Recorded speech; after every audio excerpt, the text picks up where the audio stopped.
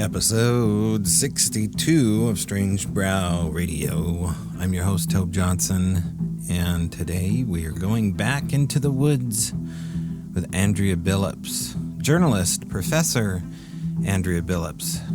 And she is most certainly an extended experiencer of the Sasquatch and paranormal world, and it's going to be a fantastic interview for y'all to listen to. An amazing interview. So that's coming up.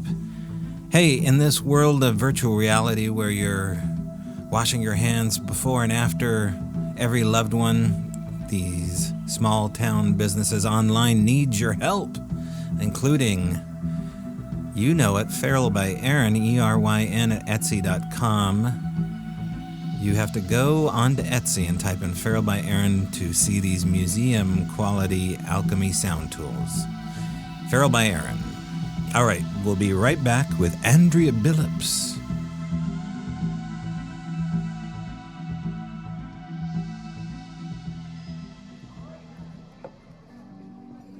Andrea Billups, well-known journalist, online writer for People magazine, journalist for the Washington Times, professor at Western Kentucky University, and an extended experiencer of the Sasquatch world, a very weird, amazing world of the Sasquatch people. Anyway, Andrea is our guest today. And as a journalist, you might imagine, well, I did one approach. Maybe just the facts, ma'am. Pad of paper, pen, recorder going, trying to figure out this conundrum inside of an enigma. But that's not the case. It's quite a surprise, really, how Andrea is looking into this whole thing, and that she's getting results. So my conversation with Andrea Billups and her life as an extended experiencer. Hello, Andrea Billups. Thanks for calling into the show. Thanks for having me. Yeah. So it's been a while, not too long, maybe about 13, 14 months since Andrea and I first had our first interview, and I thought it would be good to check in again with you regarding where things have left off regarding your extended experiences in the world of Sasquatch, which is something that you're very familiar with, but you've definitely had some interesting things happen along the way in those last 13, 14 months. But kind of remind people about your story, Andrea, and your relationship to being an extended experiencer, and we'll just move forward from there. Sure. Well, I would say 6 or 7 years ago is when it all started for me. We lived in Michigan. We owned a home, bought a home sort of on the edge of an extended forest. Um, the back of our home was modern and it was all glass. And we looked into the woods, and I would run and walk into a trail system there, a miles long trail system, almost every day. And strange things started to happen to me, as they do to a lot of people. But I didn't really understand what I was dealing with. Um, I'm a journalist. I am curious by nature, and I always tell my students, if you want to know something, you should go see for yourself. You shouldn't let someone tell you. You should figure that out. And so I did go connect. I think I talked to you. I connected with Dr. Matthew Johnson. I went out to camp with him in Oregon and had some initial amazing experiences there. Did some hiking and camping in Washington State and came back to Michigan. And that's where things got a little crazy in my woods. And soon I had my first daylight sighting. And after that, things really shifted for me. And I felt like that I began to interact there. And I don't know how much more ground you want me to cover, but let me know. Okay, so the initial daylight sighting that you had, describe Yes. that for folks. Sure. I used to come out to an area of the forest these are mature hardwoods, but there's an area where there was a giant pine stand, and I joked a long time that it creeped me out to go in there. Every time that I would get close to this area of the woods, it's about a mile and a half from the trailhead, I would just get spooked out. I would get visceral reaction. The hair would stand up on my arms. I had a couple of incidents where I would walk toward there. I felt like I lost time.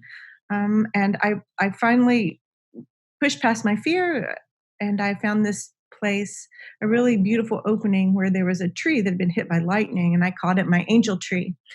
And it looks like a person standing there with outstretched arms. The top of it was knocked off by lightning, and I used to go out there at least 3 or 4 times a week, and I would meditate and sit with my tree. Sometimes I'd take a little pocket Bible and I would read, and I would just hang out there alone as a part of my fitness. I would stop there and meditate. And um, after I came back from visiting Oregon, and I came back a knower for sure, um, I became more cognizant of things that were going on around me in that forest. And one day, I was sitting out there, and I spoke to them, forest people, in my head, and I said, "If you're real, then show yourself. I feel like you're all around me, and I feel like you're communicating with me." And I'd been gifting out there, and um, nothing happened. And I got up and started to walk back to the trailhead, and I looked to my left, and there, notably, because the trees were green and what I saw running was red, and I saw fur flying and something going through the forest like a jet aircraft. I mean, my experience is no different than most people, but whatever I saw um, had hair that draped and as it hit the wind, and it jetted across the way and then dropped down. And I now know where it dropped down. There's a gully that's maybe 5.5 or 6 feet where the trail sort of scoops down. But it was running, and I was, like everybody else, holy crap, what did I just see? And, my curiosity hit me first before the fight or flight mechanism kicked in, and I started to walk down the trail toward it, and things were absolutely silent out there, just utterly silent. And this was in the middle of the afternoon, and again, I was alone. I had my phone and a Bible, and there was no one around. And I walked maybe 15 or 20 yards, and then it hit me.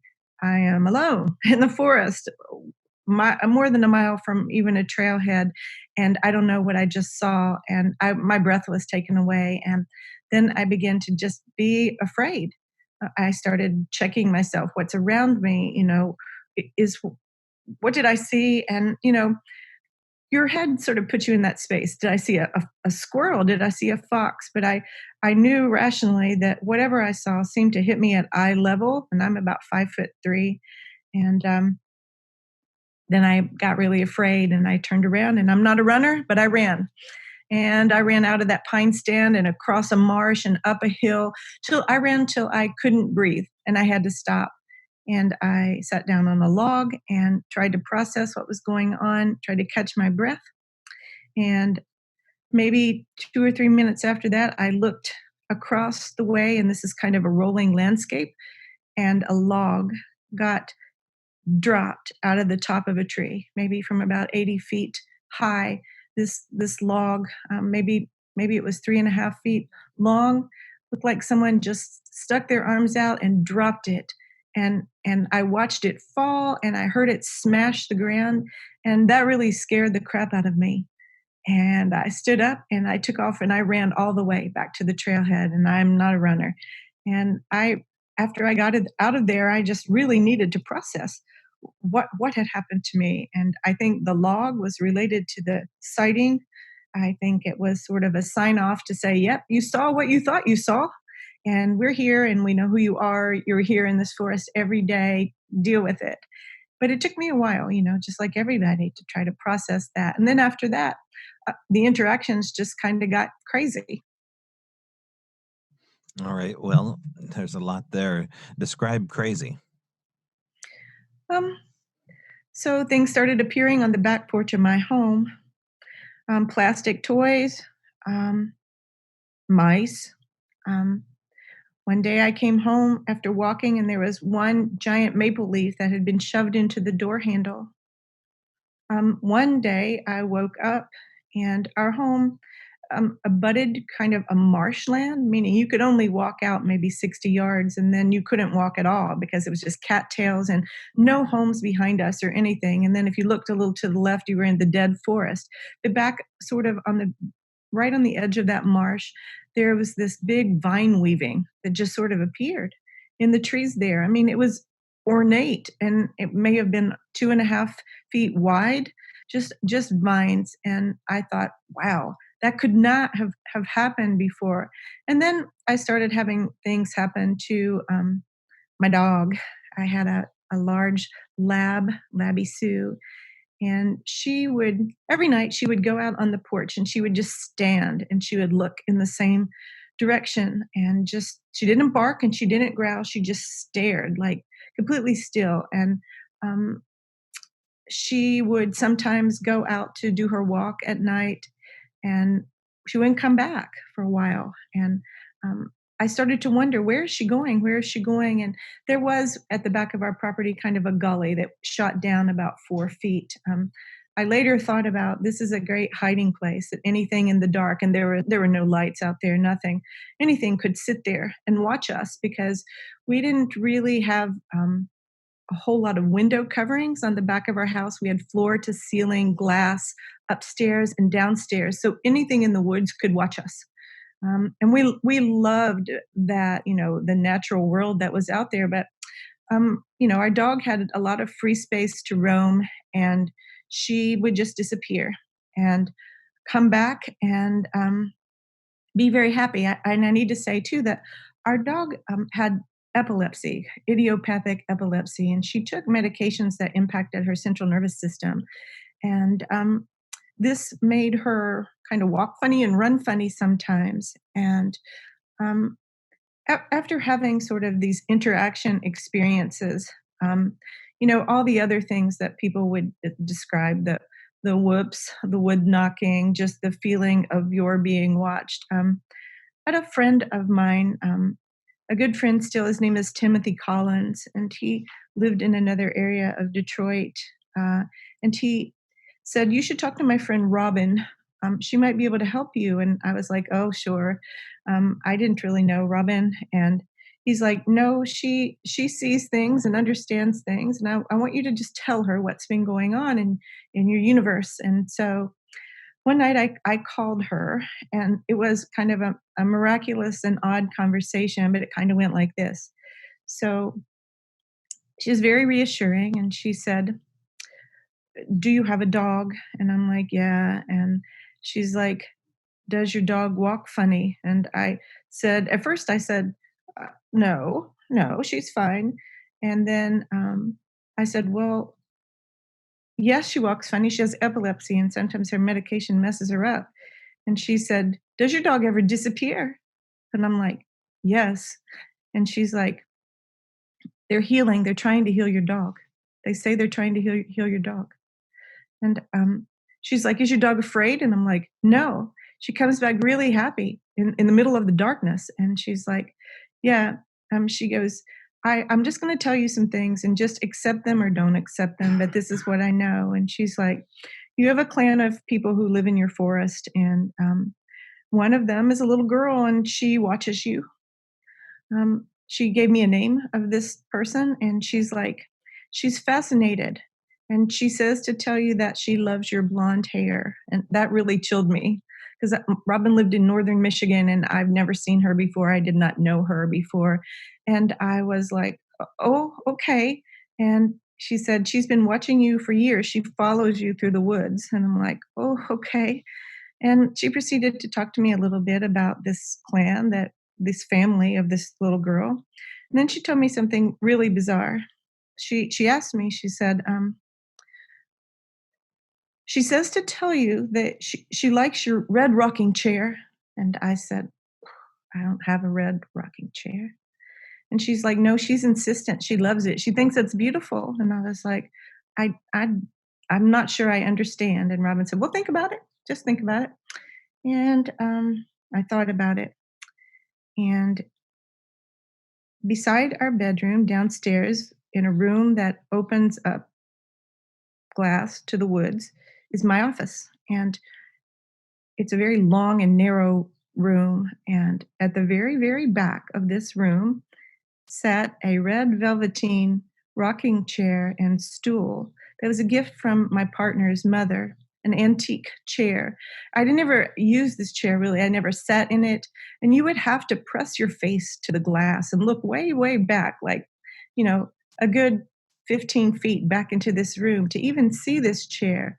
And then I was super freaked out because who would know that? No one ever comes in my office. I rarely have people down there. And she's describing something about this young girl, forest person who likes my chair. And I was like, have I really been followed? I mean, that was just unfathomable to me.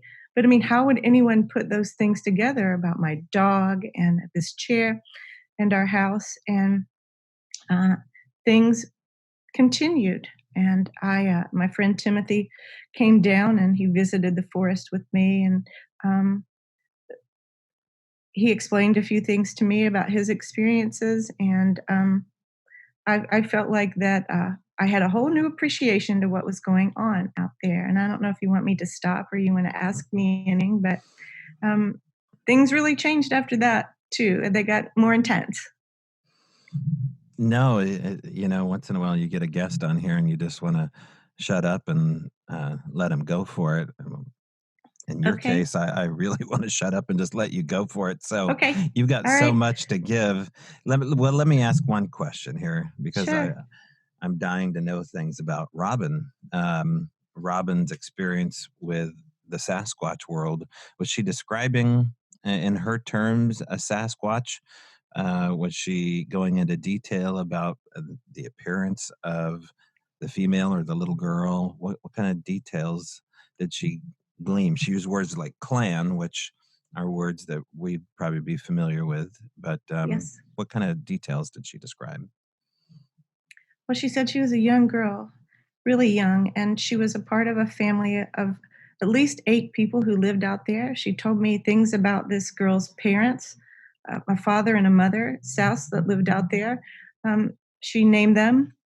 She named brothers and other family members who were there. Um, she talked about their presence in this woods. She kind of tied some things back together for me about my fears about going in this certain area of the forest. Um, I've taken other people to this area of the forest who've also had real visceral energy responses to this area. But she said that they live out there and that the ground where I found this angel tree that I love so much is kind of a meeting place. It's very special and sacred to them. And they sort of found me and I sort of found them there. I had done things out there, like I had gifted like apples and like peanut butter. And I had the things happen to me that other people had happen. I mean, the jar would be taken and returned, and it would be returned clean along with the lid opened. Um, and back in the same spot, I once went out there and left some apples, and I walked past it and went several miles along the trail and came back, and there was one lone apple sitting on the log where I left it that had teeth marked bite in it, and it wasn't even brown. It's like someone knew I was coming back and just left it here for me. And I was, obviously shocked and floored. I mean, I took a picture of it. It wasn't even brown. Somebody with small teeth had had bitten into this, like you and I would bite into an apple and left it there, one.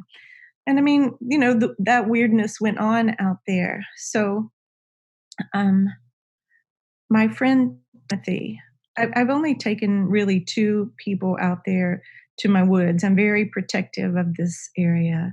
One is Tim and the other is Jim. And my friend Tim, both of them are knowers and experiencers, but my friend Tim um, is creative. He used to be a designer for Ford Motor Company, and he makes things. And he made a grass doll for me. And I said, I want to gift this out there. I want to gift this to my little girl. And so me, he, and Jim went out there, and Michigan is cold in the winter, but we left this doll about as far as Jim could reach over his head. So Jim is 6'2", I think.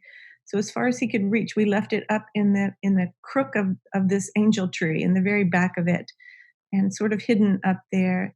And it disappeared. And of course, anyone could have taken that. We know that, but we're like, well, we'll just see what happens. And in the years to pass, this is about 4 years ago.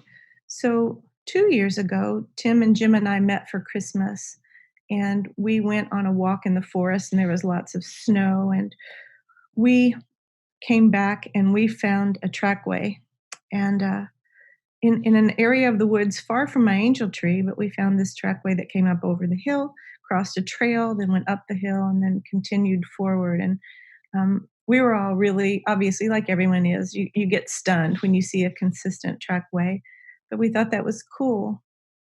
A year passes, we all meet again for Christmas. We go out to walk in the forest. There's snow on the ground, and before we leave, we find a second trackway. 2 years in a row at the same time of the year, this one in a different place, but this one had a very odd foot anomaly. The right foot of it had like a toe splay on the right. And in both of these trackways, we followed them for a time. We measured the stride and all of that, and then they just disappeared out there. Suddenly, no space.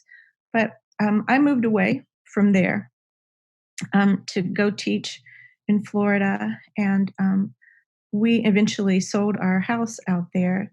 And so this past December, my partner Steve and we went back to Michigan to visit, and I got Tim and Jim together, and I said, hey, let's just go out to the woods for old time's sake, and let's walk on the trails and see what we see. And we weren't sure what would happen out there, and the wildest thing happened to us. So we walk to the angel tree, we look at it, we walk behind it, and there in the back of it on the ground is that doll 4 years later.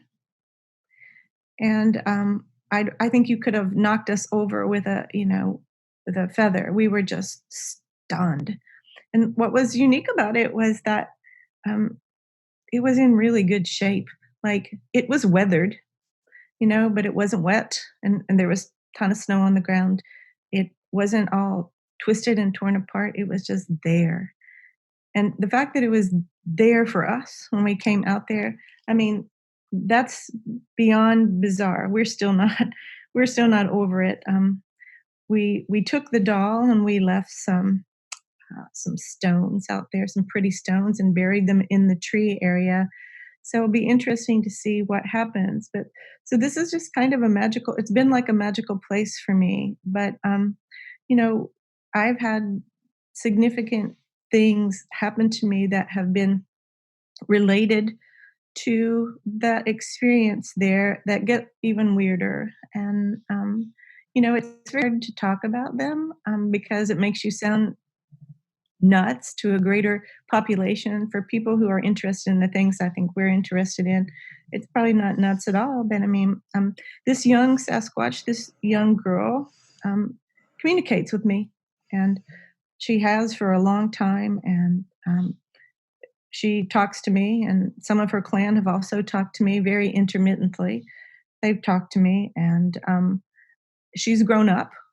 She now sounds different than she did in the beginning, and it's been a very fascinating, odd journey. And again, hard to talk about because I know other people have had these experiences, but I live in a fairly literal world. I have a pretty mainstream life. I am not into a whole lot of hoodoo voodoo, but I'm also old enough to be honest with what has happened to me. And I'm not crazy. I'm pretty rational, and this continues to happen to me.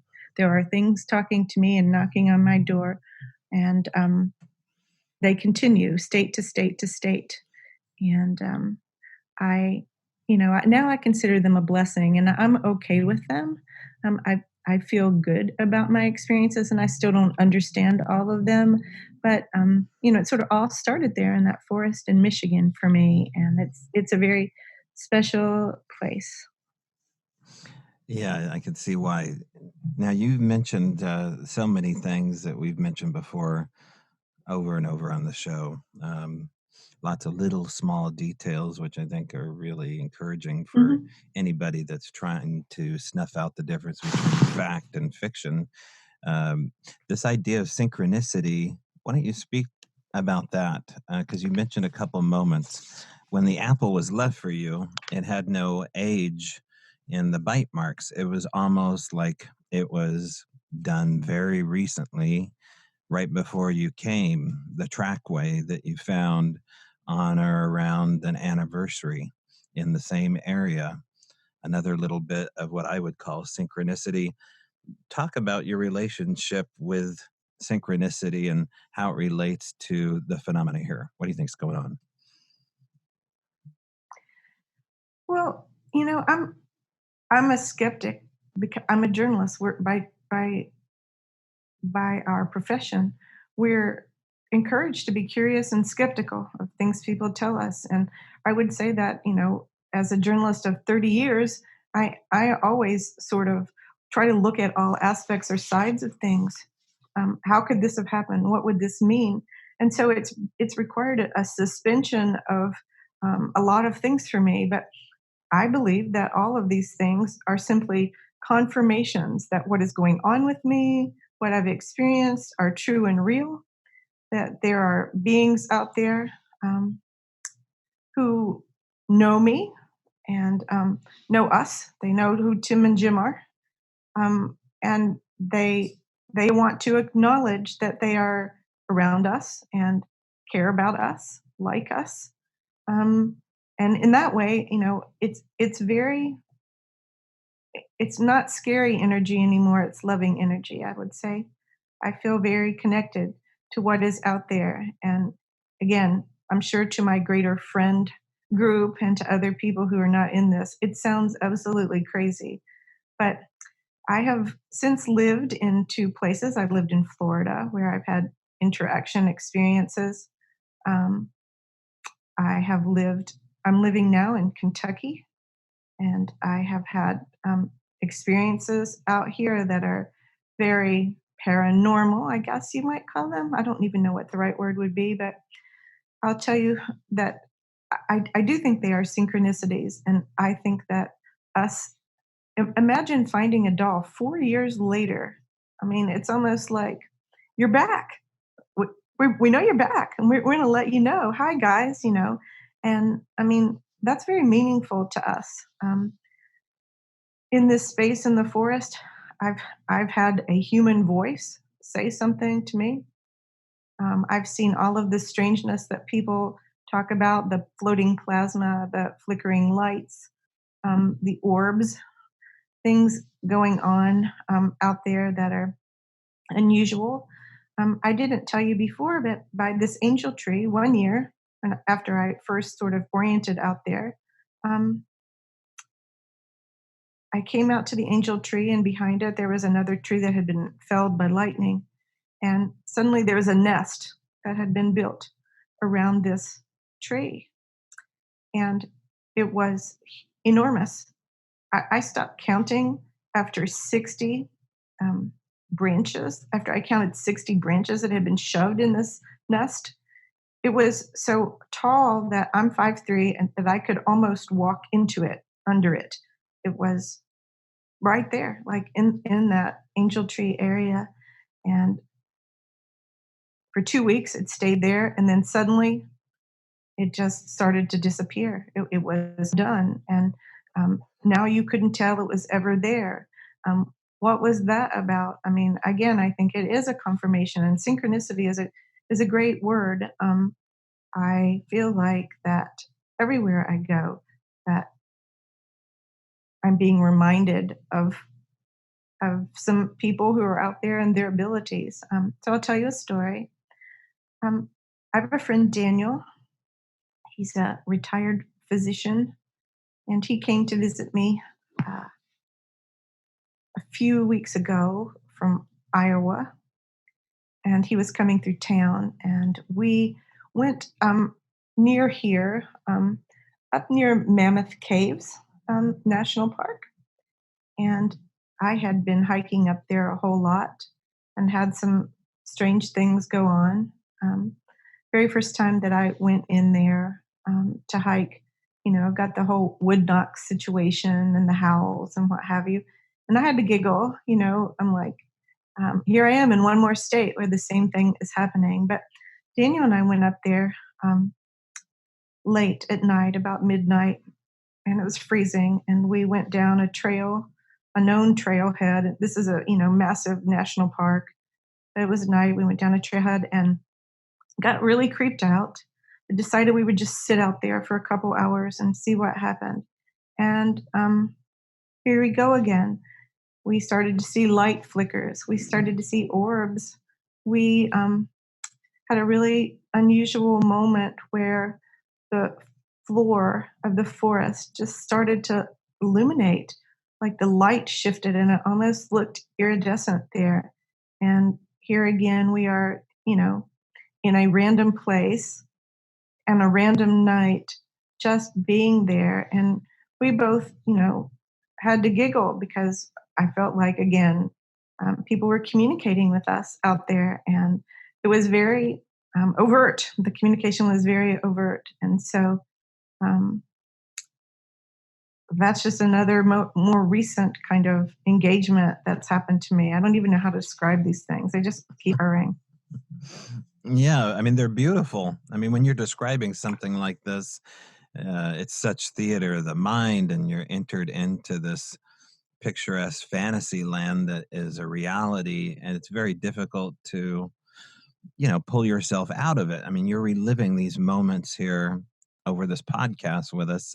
I've never had inexplicable moment like illuminating a forest floor, but you hear these stories, and you kind of cross your fingers that your day's coming upon you. I wanted to ask you real quick about this grass Sure. grass doll, because that's really interesting. Now, did you say that was 4 years that it had been gone? Yes. And Yes. the amount of wear and tear that was on the doll, explain the difference for people between something that Sure. disappeared and maybe slid under a branch and was slightly protected from the weather, even though it was Michigan where it snows, and the difference with what you found.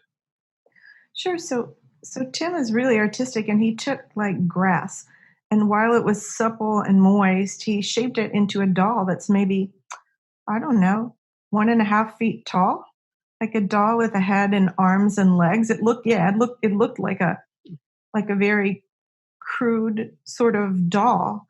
He's really crafty, and he tied it up. It had pink colored string on it because pink is my favorite color, and he just made that for me. And um, he so we put it up really high, but I think you have to understand and appreciate the elements of Michigan. I mean, it is freezing there. It rains a lot. Um, Something like that, had it been out in an element, is not going to last. And I don't know what would happen to it, even if it were under a log or what have you. This doll looked weathered. It had definitely dried out. The pink string on it was super, super faded, but it was still tied together, like it wasn't all smushed.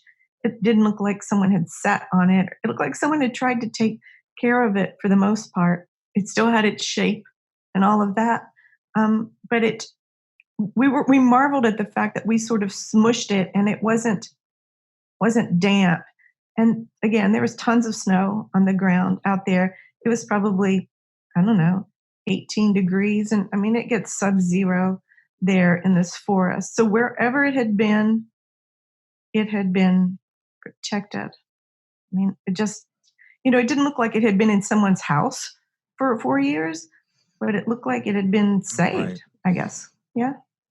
Right. And you often wonder if there's some big Goodwill underground that they take all these little objects to and house them, or some kind of Sasquatch vault. And looking into more details about this grass doll, because I haven't heard all the details. I only know a tidbit of this story. But uh, how close did you examine the doll when you got it back? Did you notice uh, perhaps moss or anything dried upon it? Did it look like maybe it had hair within it? Were there parts of it that were slightly changed or added to it? It looked very much like the original doll. Jim, one of us, took it home and we examined it for hair. We were outside and cold, but we took it. And Jim still has it. I can send you some pictures so you can see what this looked like. We took him right there at the tree so you could see where it was placed because we were so stunned. But I mean, there was not moss on it. No, there were no there was no dirt or plant matter on it. It was dried, you know, but re- pretty intact for what it was. It looked still the same, and I don't think that we found hairs on it per se. It just what was notable is that it was in the back of the tree. It wasn't up high. It was in the kind of lower part of the tree, down at the base. This tree had been hit by lightning, and it's starting to weather and come apart. And the very back side of it is kind of open, and the front of it is round like a tree would look. But you go to the back of it, and it's more exposed. And this doll was back up into sort of near the bottom of the tree, like someone had placed it there, which is just so strange. I mean, it wasn't random. Mhm. Someone had placed it there. And there's no way that you guys could have missed it upon your initial inspection 4 years earlier. It was Well, we put it there. We put mhm, it up high 4 years ago, right. way, way, way up in the top of that, and so, um and I went back there, and I know someone took it Hmm. after that, and, I know that I had visited the tree before, and it had not been there, but Hmm. then after moving away, us coming back out there together, I hadn't seen these guys for almost a year and maybe a year and 7 or 8 months. We just got back together at the same time of the year. We did this. We would meet for lunch over Christmas and then go hike together in this space. And so it's just remarkable that here we are, our group is together, and there comes this doll back. And we told Jim to keep it. He's one of the most skeptical of all of us. And Jim made it, and we wanted Jim to have it as sort of a reminder that Hmm. of what had happened to us. Did that change Jim at all? His perspective? Well, I know that he's a knower, and I know that he has had his own experiences. I think that, you know, all of us are bonded for the things that have gone on out there in that woods together. And so um, I think I think it's a helpful reminder to Jim, who is maybe of all of us somebody who is very black and white and less explicit in their feelings. Tim and I are kind of mushy. Jim is always the guy who tries to, if something happens in the woods, he wants to impeach that idea. Could it have been this? Could it have been that? Which is great. I think you need healthy skepticism in all these experiences. But he's that guy, and so I think that he was very touched that we would just have this moment. I mean, we are just blown away. I mean, just blown away. No other way to describe it. Right. I mean, it makes you wonder so many things. You have to speculate how much of this Sure. you're going to look into. But when it comes to 4 years, and then all of a sudden his doll that he made is presented back for an opportunity for him as a skeptic to look at, you kind of have to think, well, that was a synchronistic moment for Jim. Is that how you guys viewed it? Well, I I think we all just viewed it that after all the time that we had spent out there in that forest, that they knew that we would come back together and that they trusted all of us and that they wanted us to know that they welcomed us back there. I mean, to put some finer points on this, neither of those people live near this place. Tim lives 2 hours away. I was living in another state. I mean, that we're like a mile and a half into the woods out there in the middle of nowhere. And I mean, how do all these things come together?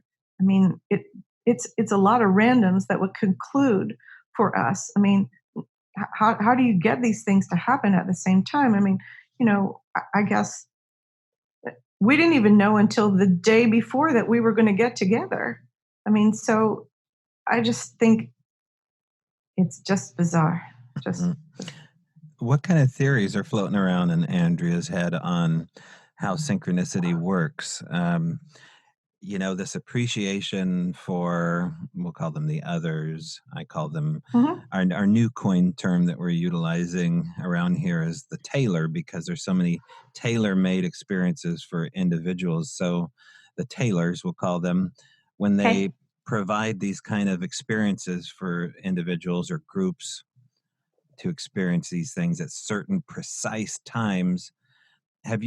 What's kicking around as far as a theory on how this works? Like, if we could witness this happening, if we could witness an object disappearing and appearing, or apporting or deporting or coming in, I'm fascinated with people's theories on how this actually works, how it looks. Well, I mean, I know nothing more than anyone. I mean, I am just a girl who got lost in the woods and went down a rabbit hole. And if you would have told me 10 years ago that I would come to these conclusions, I would have laughed you off the map. I mean, what do I think? I think that we are dealing with something that is far smarter than us, has capabilities that we don't fully understand, but they are unbelievable and magnificent. I believe that I'm being communicated with, and um, I believe these synchronicities are kind of trust things. They are very literal, kind of human things that are being done for me to help me believe that what is happening to me is real.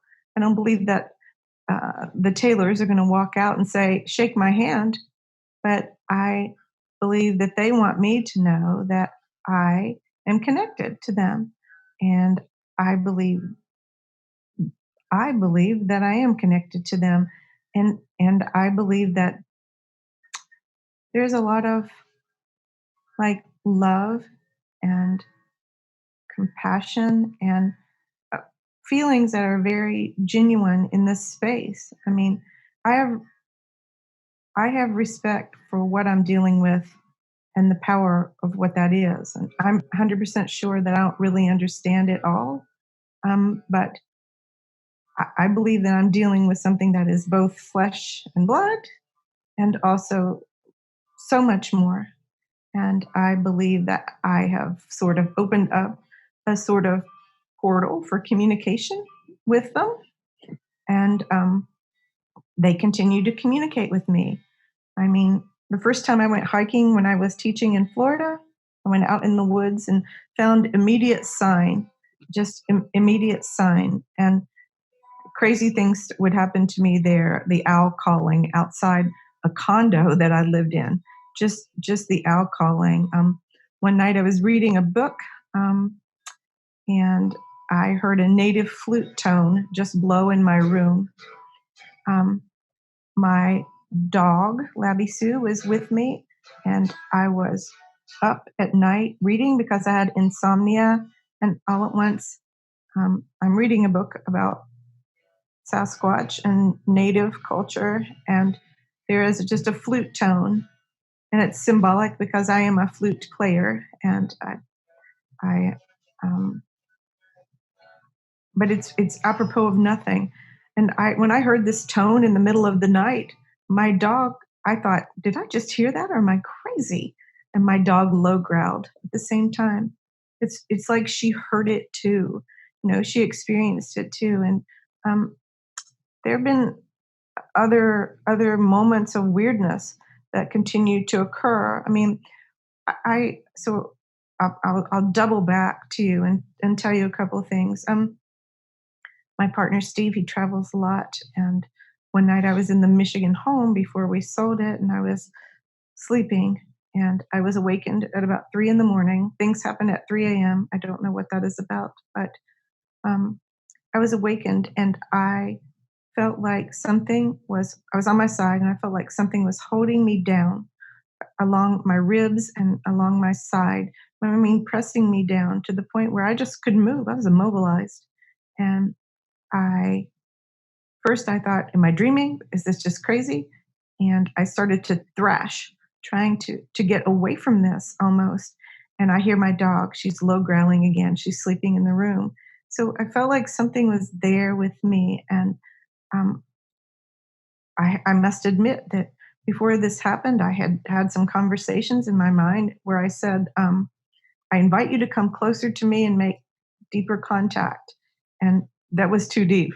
I was not ready for that kind of contact because that scared the crap out of me. My whole side was hot to the touch. And I literally sat in my bed in my little room alone in my house till the sun came up with clutching my knees because I was so wigged out. And in hindsight, I don't think that that was meant to harm me. I think it was probably the interaction that they thought that I was ready for, but maybe I wasn't. The night after that, I was there alone in the house. It's 3 in the morning. I wake up, and there's just whooping all outside my window downstairs in this house, just whooping at the same time. And I was like, "What in the hell?" I'm like, and I said, I told you guys to come closer to me, but you're scaring me to death. Don't do this to me." And the dog was freaking out, low growling, and these are some very close kind of interactions that have occurred. And then I've had the weird stuff like the flute tones and what have you, glyphs being left outside on the steps, the owls going off and what have you. And these are not unique experiences. I mean, I think other people have had them and described them too. But I definitely feel like that I'm being communicated with, and it's strange, and it's only meant for me. But it's kind of a trust thing. What are you willing to accept here in your life? And I'm not quite sure anymore what I'm willing to accept. It's hard. It's hard. It's hard to live with one foot in regular life and then experience some of these things and be a normal person. I'm not a psychic. I am not a paranormal investigator. I'm not any of those things. I'm just a girl who liked the woods. Let's talk a little bit about, I mean, we have so many areas we can go to. Let's talk about glyphs for a second because Sure. people misunderstand the nature of glyphs. My, introduction to understanding glyphs was Yes. people pointing out what I would call forest litter on the trail and saying these were, unnatural signs or some kind of signal of some kind. And so I overlooked them for the longest time. But that's not what you're talking about, I imagine. You're talking about something altogether different. So explain to people what you mean by signs, glyphs. Well, um, when you wake up and you look on your back porch and there are things arranged in a very strange way, and you're like, where did they all come from? Pine cones, limbs, and things that are shaped in an interesting shape. I mean, I've had them in different places where I've lived. I've had them beside my car door. I've had them out by my angel tree before. They're symbology that you see. I had a really cool glyph happen to me in November. I was out on the Olympic Peninsula. I was hiking with a friend of mine, Courtney, and we just had one day where we were in the rainforest and we just pulled our car off the side of the road. We were at Lake Quinault, and we parked the car and got out and just walked into the woods, climbed through moss, and you know how beautiful it is out there. And we uh, I had to climb over a deadfall tree, and I looked down, and there under my feet, it was almost just like I was prompted to look down. There under my feet is this great glyph, and I'm like, "What is that?" And I took a picture, and I later looked at it, and it's two girls. It's us. It's Courtney and I. It's like a welcome glyph. But what was really hysterical is that one of the girls is in like a balletic kind of gymnastics pose, and my friend Courtney is was a champion NCAA champion diver who is a really determined yogi who does all of these crazy acrobatic poses. And so I see this glyph that looks remarkably like it could be interpreted to look like us, just underfoot there. And I think that glyphs are personal. Like, I think they're communication devices for people, and only those people would understand them. Um, I've heard other people's theories about them, but I would say about this latest glyph, it cracked me up because in the middle of a rainforest, driving around in the middle of the day, we decide to park and hike in this random spot. And we go out there, and under my feet, it's just almost like something said, "Look down, look down." And there it was. And I think that was meant for us. I think it was the welcome wagon. It was like, "Hey, girls, we know your intention. We know you're here in the woods, and we've left something to let you know." But um, I think the glyphing is just super beautiful. And I think the symbolism that we see out there, the asterisks that we find, I found them in Michigan, I found them in Florida, I found them here in Kentucky.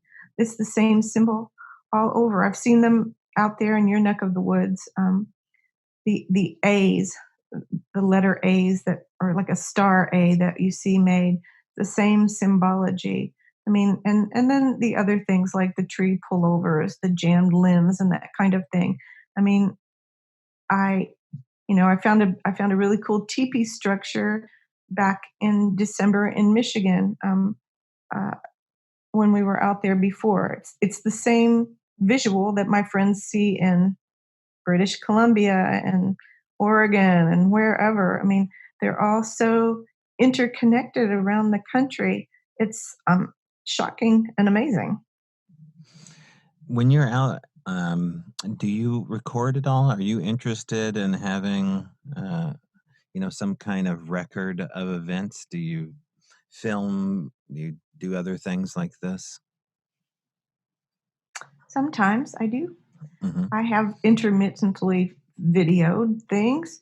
We videotaped our trackways and we took pictures of those, took pictures of the dolls when we put it up there, and we took a picture of the dog when we found it. I mean, I sometimes I'll say that I have been in the woods and I will hear that small voice saying, "Take pictures, just shoot all around you." And I Hmm. just shoot with my camera in a 360. I just go and take pictures. And then I'll examine those pictures. And I found some things. Some friends have found some things, faces, Hmm. peekers, those Hmm. sorts of odd images that are, you know, they're not the Patterson Gimlin film, but they're enough to where I can put them on my computer and dig in and say, I suspect I was not alone. I mean, I've taken pictures intermittently. I don't film all the time. I don't have a back camera on me all the time. Um, I'm to the point now. I'll just say that I almost always know when I'm not alone. I feel presence there, um, a- and I, I typically just know. Um, when we were up in Mammoth Cave, I was sitting there with Daniel, and I felt vibrations under my feet. Not like an earthquake vibration, just subtle vibrations. And I felt sure we weren't alone. And, we get the typical things. You get the howls and the clear wood knock and all those things, but I don't really do anything. I'm not the kind of researcher who puts up trail cams or electronics. Um, I don't, I typically don't knock on trees, and I don't really howl. I mean, occasionally I've done those kinds of things, but that's really not my thing because I always feel like minute I get in a forest and it's dark and blah blah blah blah blah, um, I know that I'm going to be received. That I'm not going to be alone. It doesn't take very long to have that feeling. I feel like there are watchers, um, that are around and know. What? I have this theory that once they know that you know, they are always accessible to you. Like they're around. There's presence around you. Once they know that you know and that your intentions are right, I think they are there. Yeah, and the reason I asked you about breaking out a recorder or cameras, your journalist instincts, they must kick in during certain times. I mean, that's what you're doing, that's what you're teaching as a career. So for you to turn that off and under the, you know, observation of something so fascinating with so many, curveballs being thrown at you, that temptation I would think would be within you, but you're talking about this, almost under shaman type terms, which is a unique position for a journalist to be in. So, how has this changed you as a journalist? You know, um, I don't ever want to write something that I don't know, like me personally, that I don't know if it's true. Um, I don't want to rely on someone telling me that it is true. Again, we tell kids to go out and see for yourself. If someone tells you it's raining and someone else tells you it's not raining, go outside and ask yourself, is it raining? I mean, I think that I think that all of this has sort of opened my mind to the possibilities of things that I can't see. I don't feel that I need to document things. And the reason, I mean, consistently, it's like I have lots of pictures of the forest, of everything, of glyphs, yada, yada, yada, the whole shebang. But it doesn't matter what kind of evidence that I have. People are never going to embrace this until they find it for themselves. Like, you can tell people till the cows come home that this happened to you, but until you have that experience, it's never really going to hit you in a way that makes it all so real. So I could show you 1,000 pictures of sign, of ground glyphs, of pullovers, of teepee structures all over the country, and um, I don't know that any of those things are ever going to be good enough to take people there and make people who aren't accepting to this believe it. I don't know until this happened to me if I would have even believed it. I mean, I still am unclear as to how I even got down this rabbit hole, other than I just started reading. And I mean, before I ever said a word to anyone about being interested in this, I bet you I read, um, just thousands of pages of hominid anthropology, wildlife biology, and on and on and on, trying to ground myself in what I might be dealing with. And now I know, you said the journalistic sort of dichotomy here. I know that I'm not dealing with something that is exactly in a textbook or in science or any of that. I'm dealing with something that sort of straddles a lot of lanes. And as I said before, I mean, Mhm. there are so many camps in this world, people who have their theories, and I don't think that my theories are any more credible than anyone's, but I believe I'm dealing with something that is flesh and blood and is not flesh and blood, Mhm. and it's way beyond my capacity to even understand. So what am I documenting? The woods? I have 1,000 woods pictures. What am I recording? A Mhm. howl? I've heard a million howls. I mean, I what is howling to me and why is it howling? I don't know, but I know that something is knocking on my door occasionally, and it's beyond all those things. So I'm not sure what I am documenting other than my personal journey. Like, I'm working on a book right now, and it's everyone has a Bigfoot book, but it's really not what I'm writing. I am writing about my experiences, but it's sort of a memoir about, what are you willing to suspend to understand that the world is far greater than you? And do you live in a headspace where you um, allow yourself to only accept things that are concrete, or are you evolved enough, on your journey to know that the world that you live in is just one plane of what you see, and the embracing of that, and sort of how that has sort of come to me. And this may be hoodoo voodoo for some people, and it may not be. I don't know, but I'm trying to write this down in a memoir form. My book is called A Princess Finds Bigfoot, and I but it really isn't me trying to be a researcher. It's me sort of talking about the switch in my life, in my head, in my consciousness, sort of my paradigm shift here, as it were. And yeah, it's just helping me to sort it out. Right. And you don't sound like you're fueled by anxiousness on this journey.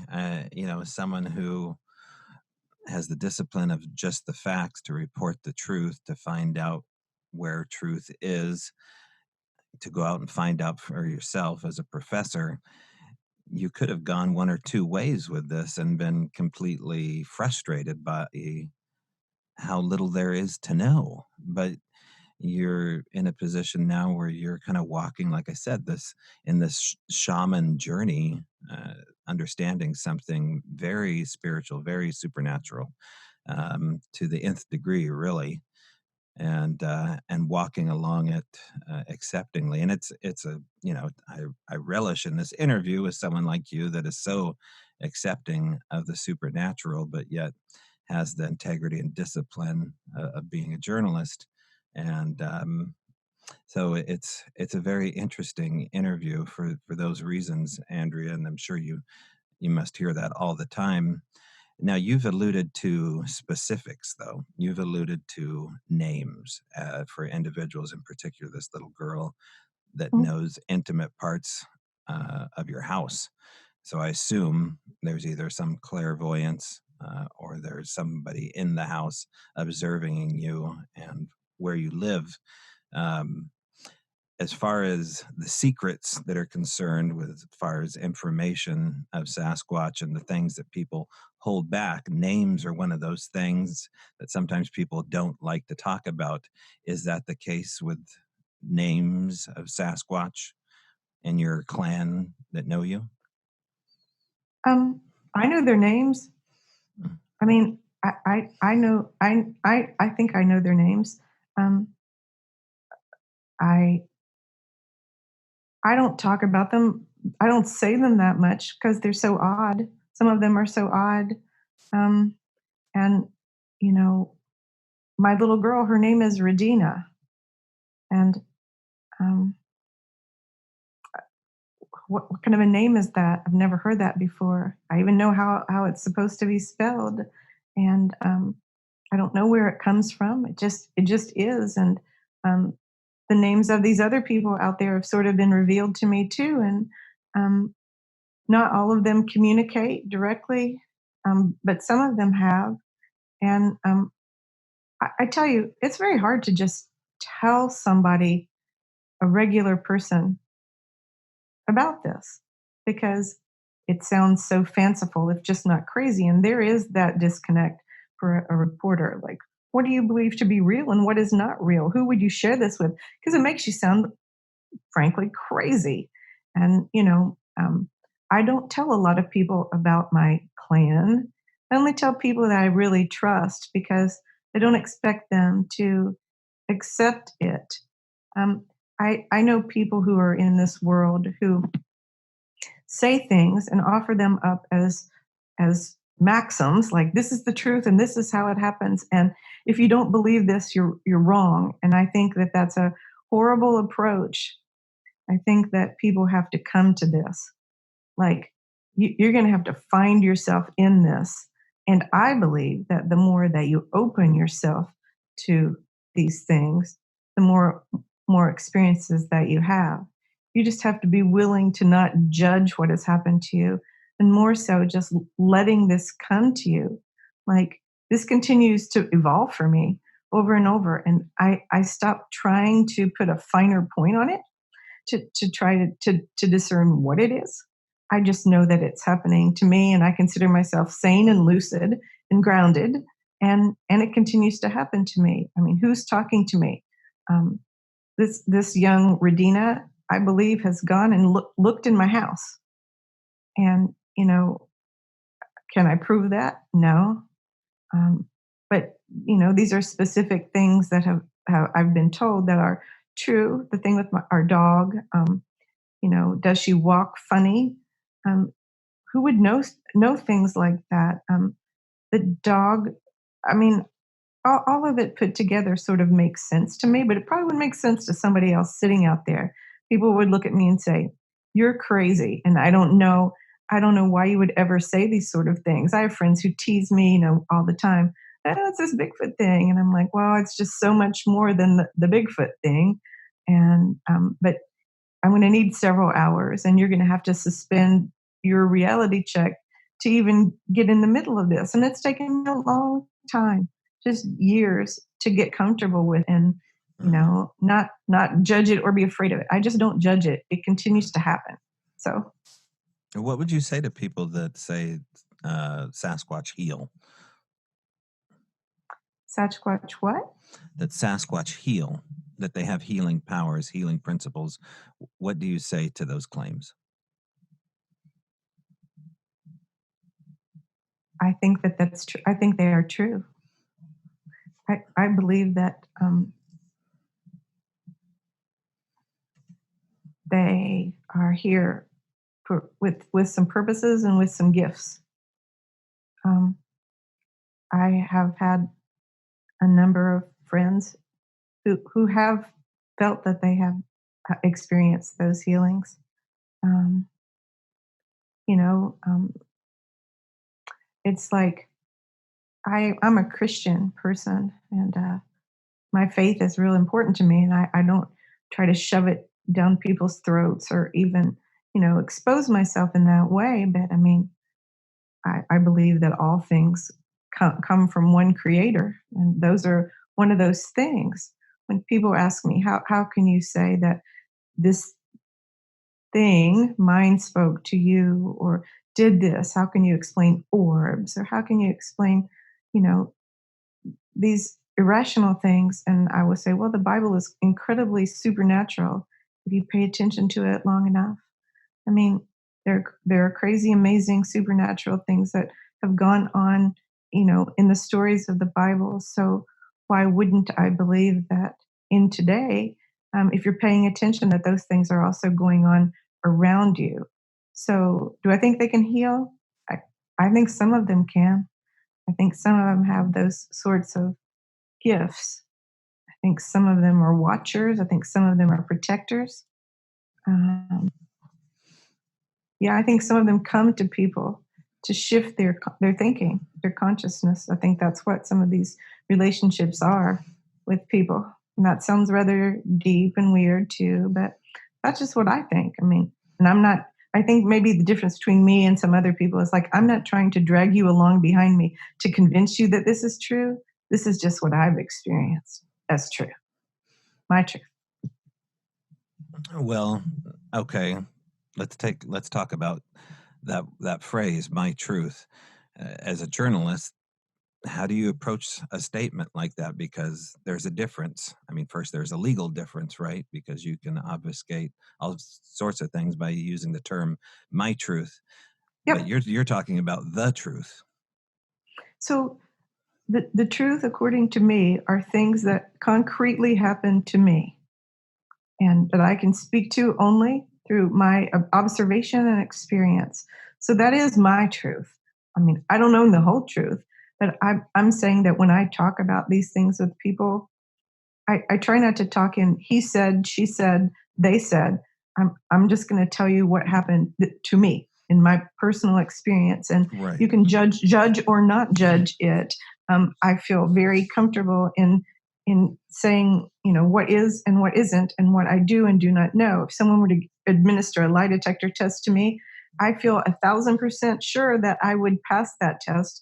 Mhm. Talking about what I'm talking about with you, because these things happen to me. Now, what are those things? I don't know. I don't know. I am I can put no finer point on what they were or Hmm. why this happened. I can only speak that they did happen to me. Right. And as a Christian woman, I imagine that you attend a church or a Bible study of some kind. Is that true? Right now, I don't attend a specific church, but I'm definitely still connected to my faith. I mean, Hmm. in all of those ways. Hmm. Um, mhm. Running into a situation where you would talk to an elder or pastor or some member of clergy and explaining to them the details surrounding your supernatural experiences. Typically, these things don't go well because of the fact that people that are invested in religion only invest in certain portions of it. They seem to invest a lot less time in the miracles and the supernatural portions of their own good books. Had that ever happened to you, to where you had talked to someone who you kind of held in high spiritual regard and told them some of the details? Mm, Well, I've told friends that I hold in high spiritual regard, and I think that most of those friends are people that I trust, though, who would know that I wouldn't just share a story like this as ridiculousness. But again, I don't see any of this outside of my faith tradition. Like faith is supernatural. It's not something you can touch. Miracles are not something that you can explain. And I'm not even going to try to explain them. I'm going to accept that there are some things in this world that are, and there are some things that we can't we can't define. I mean, if you were an outsider and you read the Bible cover to cover, there are tons of things in there that a burning bush, someone walking on water, someone bringing someone back from the dead, um, someone who parted an ocean. I mean, if you were to take that literally, that's an eye roller, and it's just as much as an eye roller as someone saying, "Oh, you had mind speak from Sasquatch." I mean, you know, I, I'm I'm going to accept that there are things that have gone on in my faith tradition that I don't understand. There are things that have gone on in my actual life living here on earth that I also don't understand. I consider them miraculous, but I don't consider them far apart. And I've never had anyone judge me or say anything to me like, oh, you're dabbling in something that is wrong or uh, a cult or what have you. No one has ever said that to me. Um, Maybe it's because it's a little bit so far outside of my own personal paradigm that if I would share this with you, you might be a little more inclined to believe that I'm serious, and I am serious about it. This isn't some fable that I've created. These are just things that have happened to me, and do I understand all of them? I don't. I don't. But I don't see them outside of my faith tradition at all. Hmm. Again, whatever is going on out there, I think God is in it. Spirit is in it. Hmm. And that's my rationale. Whatever I'm dealing with, whatever Sasquatch is, I believe that, this is God's creation. He knew of it. He does know of it. But that's just me. Now, I'm not trying to impose that on anyone. It's just what I think. Some people claim to have messages delivered to them from Sasquatch, either in dreams or through mind speak or face to face communication. Has anything happened like that for you, as far as something that maybe we all need to know? Not just a warning, you know, that's a generality that Sasquatch is warning us about taking care of the planet and they're the ultimate environmentalist. But I just want to hear your perspective if that's happened to you. Well, it kind of has happened to me. And really, I think the biggest and broadest message is that we're all very connected, but you have to open your eyes to see that. That we're we are all connected in a way, um, but we you have to accept things that are outside of your space, and I definitely do feel connected to something bigger than me. Like this has been a big shift for me. Um, I'm again loath to explain it, but I I have been communicated with, that with compassion and concern. Like there are people out there who are around me because they found me and I'm connected with them, and I feel that I am. I mean, I'm supposed to be. I suppose maybe that sounds a little weird, but um, yeah, I have some people. Hmm. Right, and they have a weird way of connecting individuals together. Do you have an Yes, individual, yes. and you know what I mean by that statement? Mhm. Yeah. Do you have someone in your life? You spoke earlier about your partner. Not only them, but maybe a girlfriend or another guy friend that you sync up with and kind of amplify your experiences with, and they're kind of your unique amplifier when you go out in the woods. I don't know that I sync up with them, but I have excuse me, I have a group of friends who I talk with all the time, who are people that I've been connected with through these experiences, and we talk almost every day about them and about our lives and stuff like that. But there are a handful of people who confirm things for me if I'm feeling this way or if I feel like that I've been communicated with. I'll share that with them, and they are a good sounding board. They are people who are also tapped into this kind of energy, and I don't know. They are just confirmers when things happen to me. I do have a little network, kind of my underground network of folks that I trust, and it's a pretty small group, but yeah, I do. Hmm. Do you think They're very there unusual. is there something coming, Andrea, that you feel in regards to I hasten to use the word disclosure because it's so attached to one phenomenon in particular, but do you feel like there's something coming as far as a revelation or a reveal of what the greater message is and who they are? Well, I mean, I don't know about the greater messages, but I think it's not an accident that more people are having these experiences.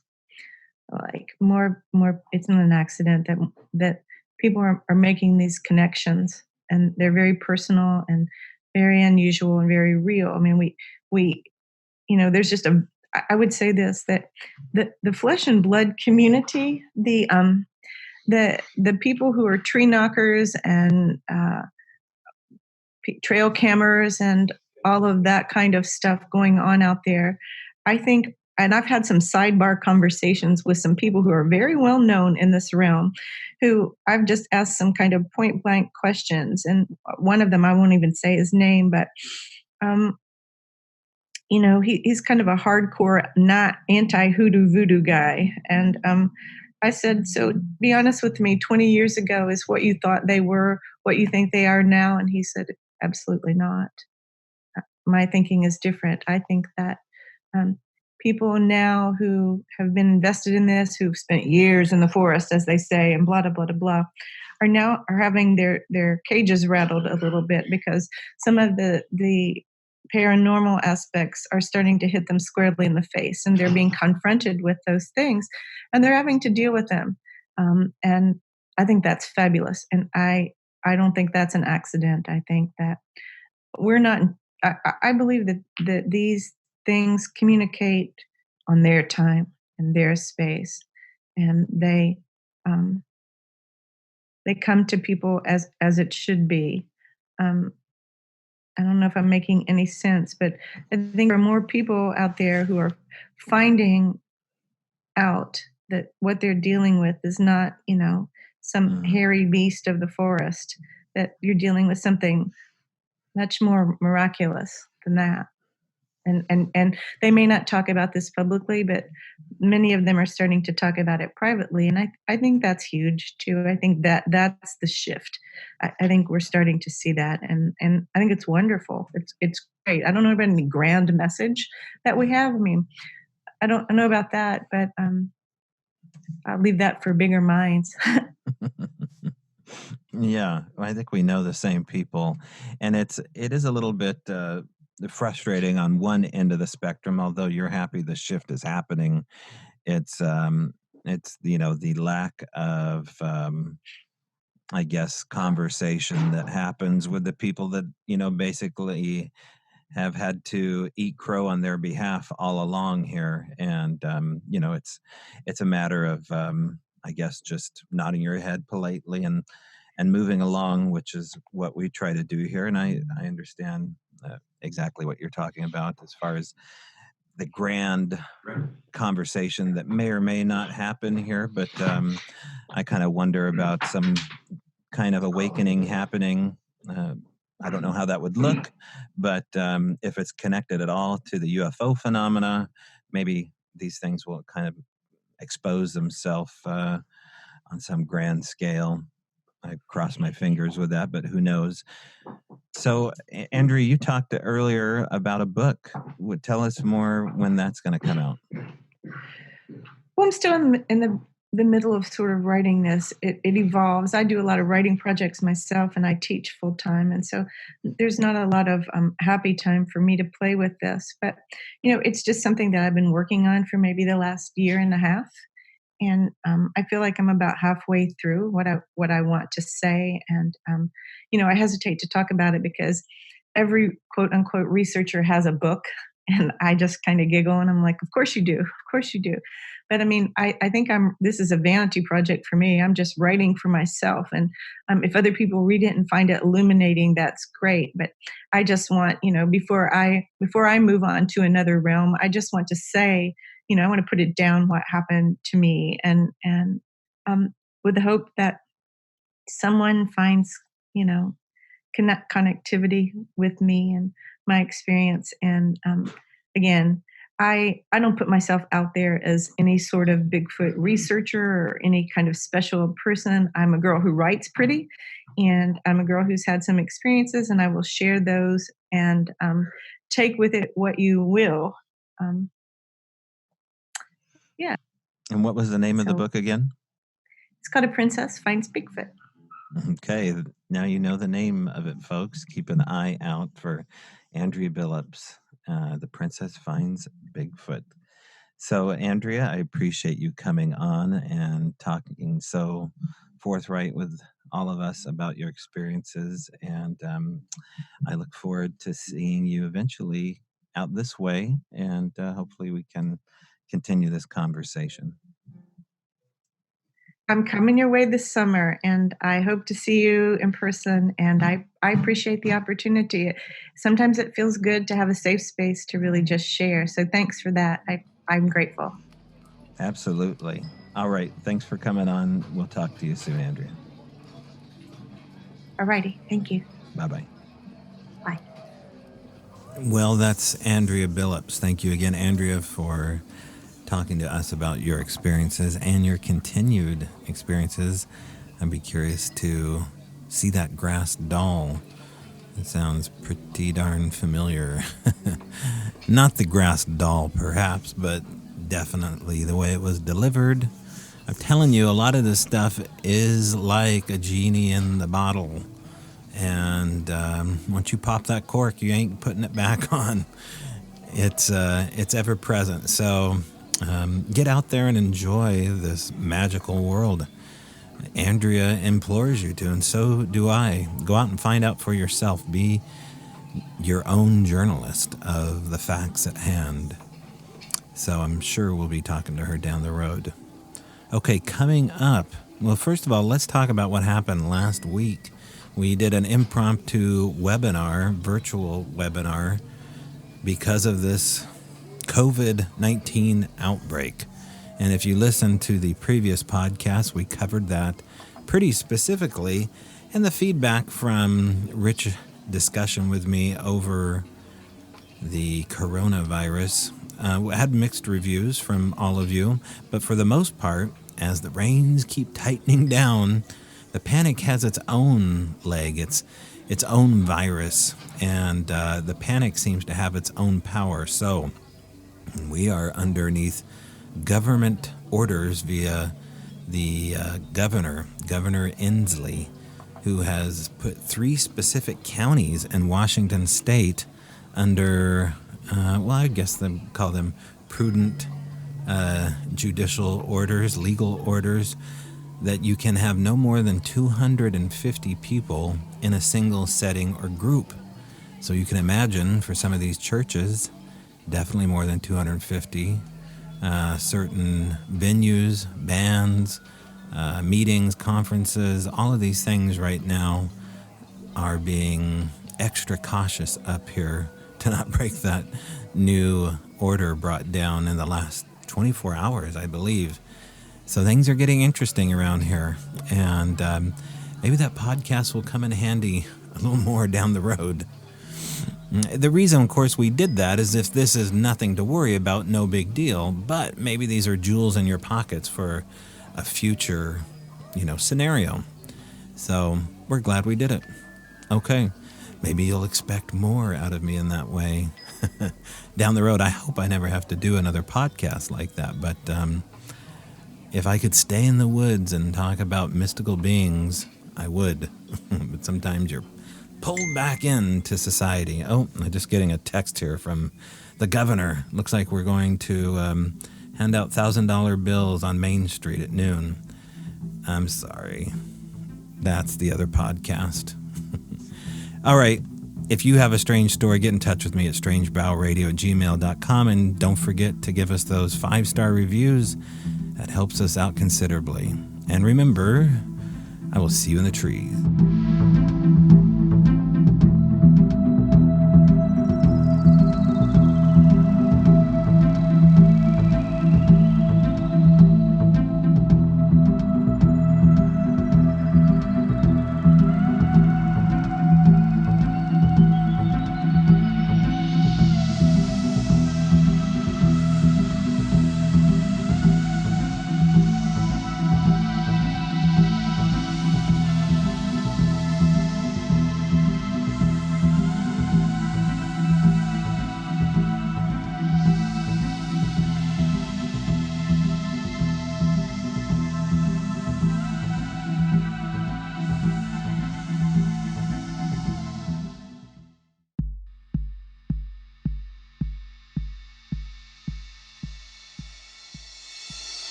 Bonus episode 63. My name's Tobe Johnson. You've tuned into Strange Brow Radio. I think we need a bonus episode right about now and lighten the mood on the globe just a bit. So what better than Ales and Tales with Alex Witcombe? We're going to wrap ourselves around the virtual pub room here and talk about things. Well, what about ugly women from Sweden that have secrets? What about going into a haunted historic pub in Canada and touching on a couple of other beauties along the way? And we may toss back a few coronas because it seemed like the perfect thing to do. So as always, I want to thank our sponsor, and this sponsor is you at patreon.com. Join now at patreon.com/strangebrowradio for extra content. All right, we'll be right back with my fine guest, Alex Witcombe. Oh, and one last thing. Plug your ears. At least the first 30 seconds.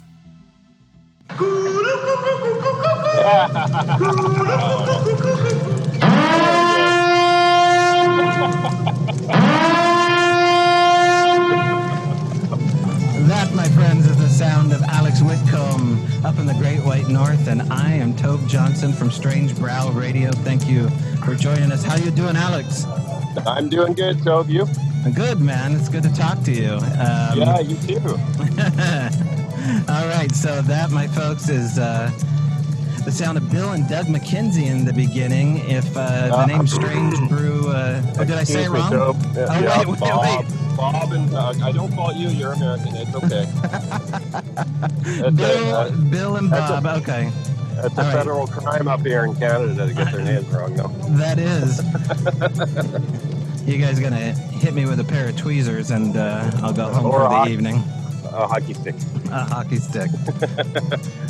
But it's good to have you on, man. And I am up here, of course, in my loft, and you are probably fresh off of the driftwood plain. What's going on in Alex's driftwood world?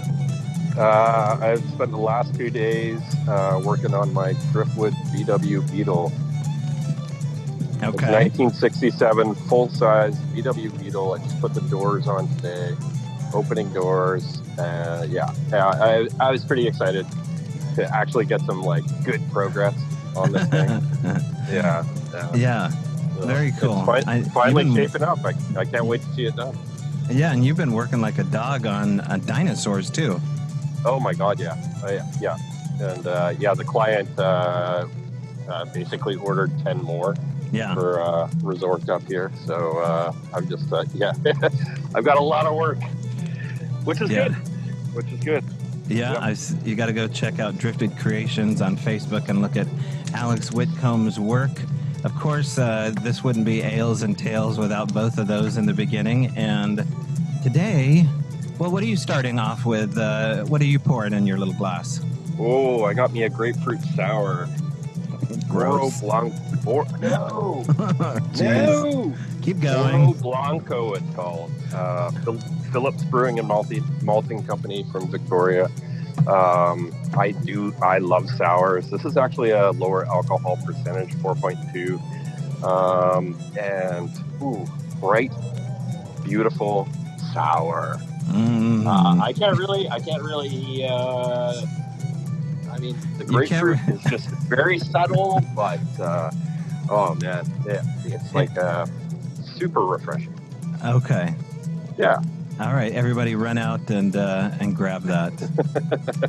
What do you got? I am pouring myself. It's an appropriate beer for this evening here, and I'm pouring myself a can of Corona Light. Oh, brought to you by Corona Light. Of course. Yeah, so... Do you have some Lyme disease with that? Yeah, I poured myself some of a slice of Lyme disease slapped on the side here. And, what do you do with a beer like Corona? I mean, you can't avoid the fact that it's just a yummy summer beer, but it seems like a little bit awkward to go out and grab yourself a six-pack of Corona, wouldn't you think? Did you get the stares? Did you get the stares from the people in the? Oh, did I get the looks? Corona. You know what? People are always slow to my sense of humor. Either I don't have one, or it's super dry. I'm not quite sure. It's lost in translation quite a bit. Perhaps you're on an elevated humor level. I don't know, man. I don't think so. I walked into the local market down here, Owl's Market down the street. It's actually right below Starvation Heights, and there was a young lady behind the counter. I was like, I got myself a six-pack of Corona. Bet that's ironic, huh? And she's like, what do you mean? I was like, well, the news. Here I am looking at you, and I've got a thing of Corona. She's like, oh, you mean the virus? I'm like, yeah. You're like, cough, ahem. Don't cough on me. Right. But it's actually a hard beer to find in a can. But it is, yeah. And I always liked my beer in a can better than a glass. Awkwardly enough, I don't taste the coppery penny taste. I don't know if you guys know what I'm talking about, but when you drink a beer out of a glass, it has kind of a metally, coppery taste to me. Huh. And so I've always preferred it in aluminum. So I guess I'll, suffer the wrath of beer snobs and aluminum poisoning and keep on drinking. Well, I don't think you're actually drinking aluminum, because I think it has like a very thin layer of some kind of plastic on the inside. That's what weaponizes the aluminum, you silly. Okay. All right. Yeah. I know. Okay, well, we got a lot to get through here, Alex, and I guess it would be appropriate to talk a little bit about what's going on in the news. You can't really avoid it, so that's not at all. What's not going even on on the news. You can't avoid it in regular conversation now. Like just day-to-day, day-to-day goings on. It's just all over everybody's mouths. Yeah. Okay, so literally on their mouths. Yeah. Including Justin Trudeau. Yeah. Mm-hmm. I think he and his wife are quarantining right now. She has tested positive. He hasn't, as far as I know.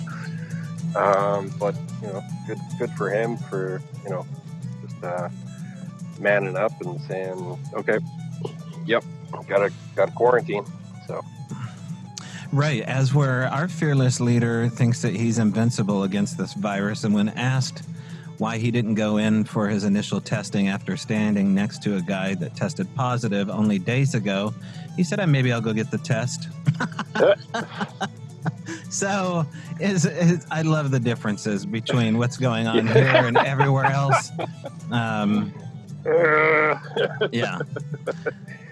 So, us Canadians are a very sorry bunch. We're saying sorry all the time. Yeah, you are. I just feel so sorry for you guys. Yeah, and I don't have a passport, so I won't be coming Canadian anytime soon. Dude, you would have loved it here. Yeah, this would have been perfect self-isolation. An escape hatch of some kind. Yeah, definitely. Yeah. Hey, before we go forward, I want to thank Wes Germer from Sasquatch Chronicles, who posted our viral survival episode with Rich Germu, and that was something he didn't have to do. I thought it was an important episode. Apparently he did as well. So I appreciate him reposting it on his Sasquatch Chronicles website. If you don't know about Sasquatch Chronicles, well, shame on you. I think it's probably the #1 show on Bigfoot. This would probably be the #1 show on the weird Bigfoot. So hopefully we can keep it that way. And Wes and I meet in the middle. Although Wes has had some pretty bizarro stuff happen to him. Yeah. Totally. Yeah.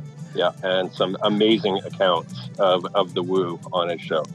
For sure. Yeah, and personal stuff that he's had happen to them. I don't know if you've listened to any of his stories, but anyway, he hyperlinked my podcast with Rich on Sasquatch Chronicles. So thanks for doing that, Wes. Thanks, Wes. Also, I wanted to make a announcement, I guess, of sorts that when you're inside an upside down world like we are right now, it's okay to have conspiracy theories and float those around, because one of the things that happens in a closed society is you can't find out the truth. And right now we have a digital medium where we can kind of suss out fact from fiction. So I've been getting a lot of personal emails and messages from people that work as first responders. And I'm going to go ahead and bring the volume down here just for a second. We'll bring it back up. But Sure. One of the things that first responders have been telling me, two of them in particular, is that we're walking a thin line between constitutional liberties and your safety. And there are briefings going on that the next 2 weeks is going to be a very decision-worthy time to either swing one way or the other. And when you see Humvees coming down Main Street, then I guess it's too late. So what happened in Italy is that apparently they made a declaration of a state of emergency and gave the people 24-hour notice. I don't think they're necessarily going to offer that to us. So if for some reason there already is a state of emergency, it was declared less than a couple hours ago. I'm speaking more in the line of martial law, to where people are coming door to door, to check temperatures and make sure you're not on the road spreading the virus. Now, one of the things that came through was this message from a young lady that has gone viral with some kind of connection to the Pentagon. Nobody knows who this gal is. This could all be bullshit. But I thought I would play this gal's message and let you hear for yourself what she has to say. Again, I don't know who this is. I don't know if this message is accurate, but I'm going to go ahead and play it for us here. Let me see if I can find this particular one. Here we go. Hey, you guys, just wanted to give you Okay, a short update. Really soft. My cousin that works for the Pentagon, my aunt that lives in D.C., and my friend that works for the government in Knoxville, between last night and today, I've had 3 people notify me that has not been announced yet, but the U.S. is about to go on a 4-week quarantine, which means you cannot leave your home. You can't go to anywhere that you can do sales transactions like grocery stores, shopping, movies, anything like that. So in about 2 weeks, 1 to 2 weeks, they're going to announce this shutdown. Once the shutdown is in place, or the warning, everything from the grocery store is going to be cleared out. At this time, it's critical that you stock up on canned goods, frozen foods, things that you'll be able to survive off of 2 weeks from, or 4 weeks for. Toilet tissue, paper towels. It's bigger than just Clorox and bleach. You got to be able to feed your family. Okay, so that was the young lady's message. Again, I don't know exactly what she meant or how she's connected or what her resources are getting this kind of information out. Again, if you didn't hear what she said, because she's pretty soft-spoken, she said that we have about 4 weeks of self-quarantining ourselves, and that we need to be prepared on some level to have canned foods and water and the basic necessities. So, make sure that along the way you take a trip to your general store when nobody's there. I would say go in the evening after midnight and clean yourself off on your way in and wipe yourself off on the way out and grab what you need and get the heck out of there. And hopefully she's full of crap and nothing like this happens. But, those were her words, and we'll see what happens. And Alex, you weren't able to hear it on your end, so I will send it to you. Yeah, okay. Thanks. I figured it out. I have to have my iPad open to actually hear what you're playing. So that's all it is. That's all it is on my end. Yeah. Okay. All right. And I think that was pretty much it. So, first responders are getting in touch with me, and they're kind of confirming other things coming my way as far as these little internet I don't know what you'd call them. I hate to call them internet viruses, but, spam coming in and clickbait of sorts. So we'll see what happens with that. The other thing I wanted to mention, too, is conferences are getting canceled. These are conferences that I was supposed to speak at, and so we're not quite sure if they're going to be rescheduled for 2020. I imagine probably not. There's been 3 of them so far, and one of the things you can do, I shared this with Alex, is I opened up a new business. So if you want to have your conference still happen, you can hire me and I will make it happen for you. Now, of course, you can go out there and do a webinar on your own. There's lots of ways you can do it. But I have a production background, and I've been working with this program for the last couple years. And it's a seamless integration where you can do integrated webinars. So, Alex, you do it every week with me. Talk about your experience using the system. Zoom you're talking about. Right. Yeah, awesome. Holy cow. I did do a couple of interviews on Skype before, but Zoom just takes it right out of the park there. So it's great.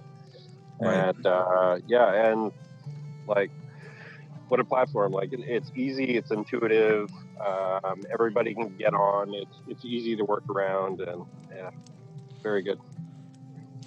Right. And so the idea, of course, behind it is that I can operate the system for you. I'll produce it for you. I'll record it for you. We'll get your guest in and out in a timely fashion. I can communicate on their behalf. I'll set it up, and then I will record it for you. and then I will mail you a hard drive, and you can do whatever you want with it in perpetuity. Now, the added bonus of this is that you're going to make money at the end of the day because it has a paywall feature that we can access.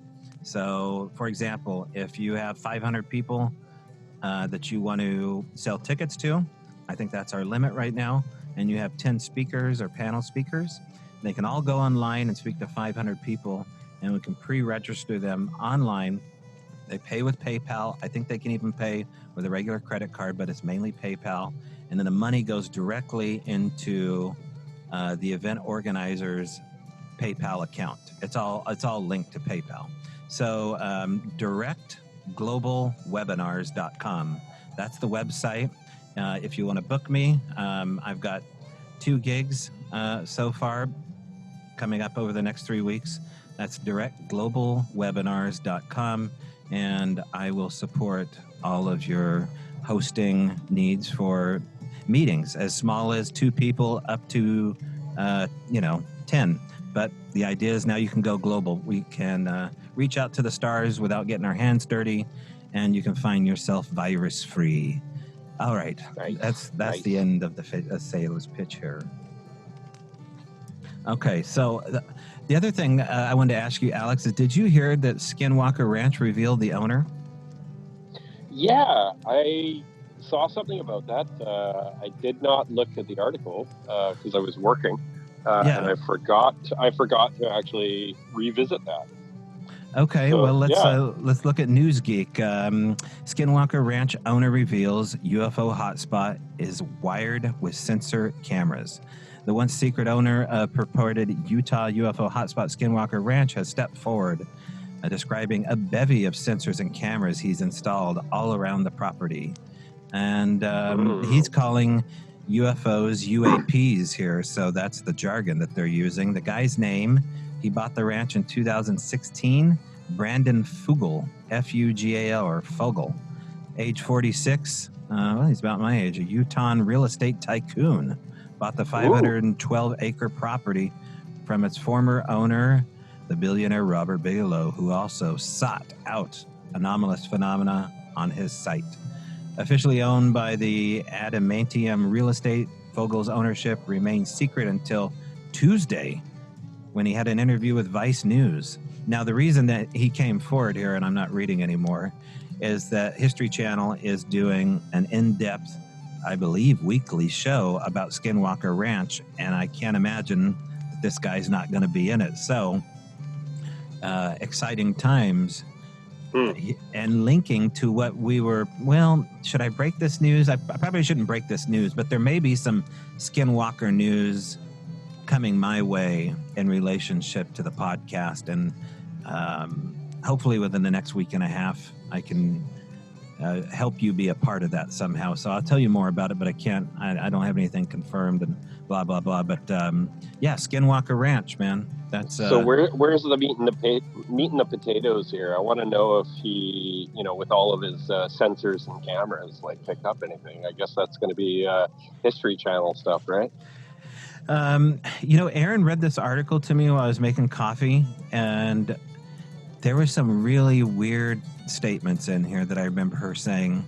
Something to do with tapping into an energy grid that was alien in nature, and that there's something to do with strange liquids, liquid properties that have been found.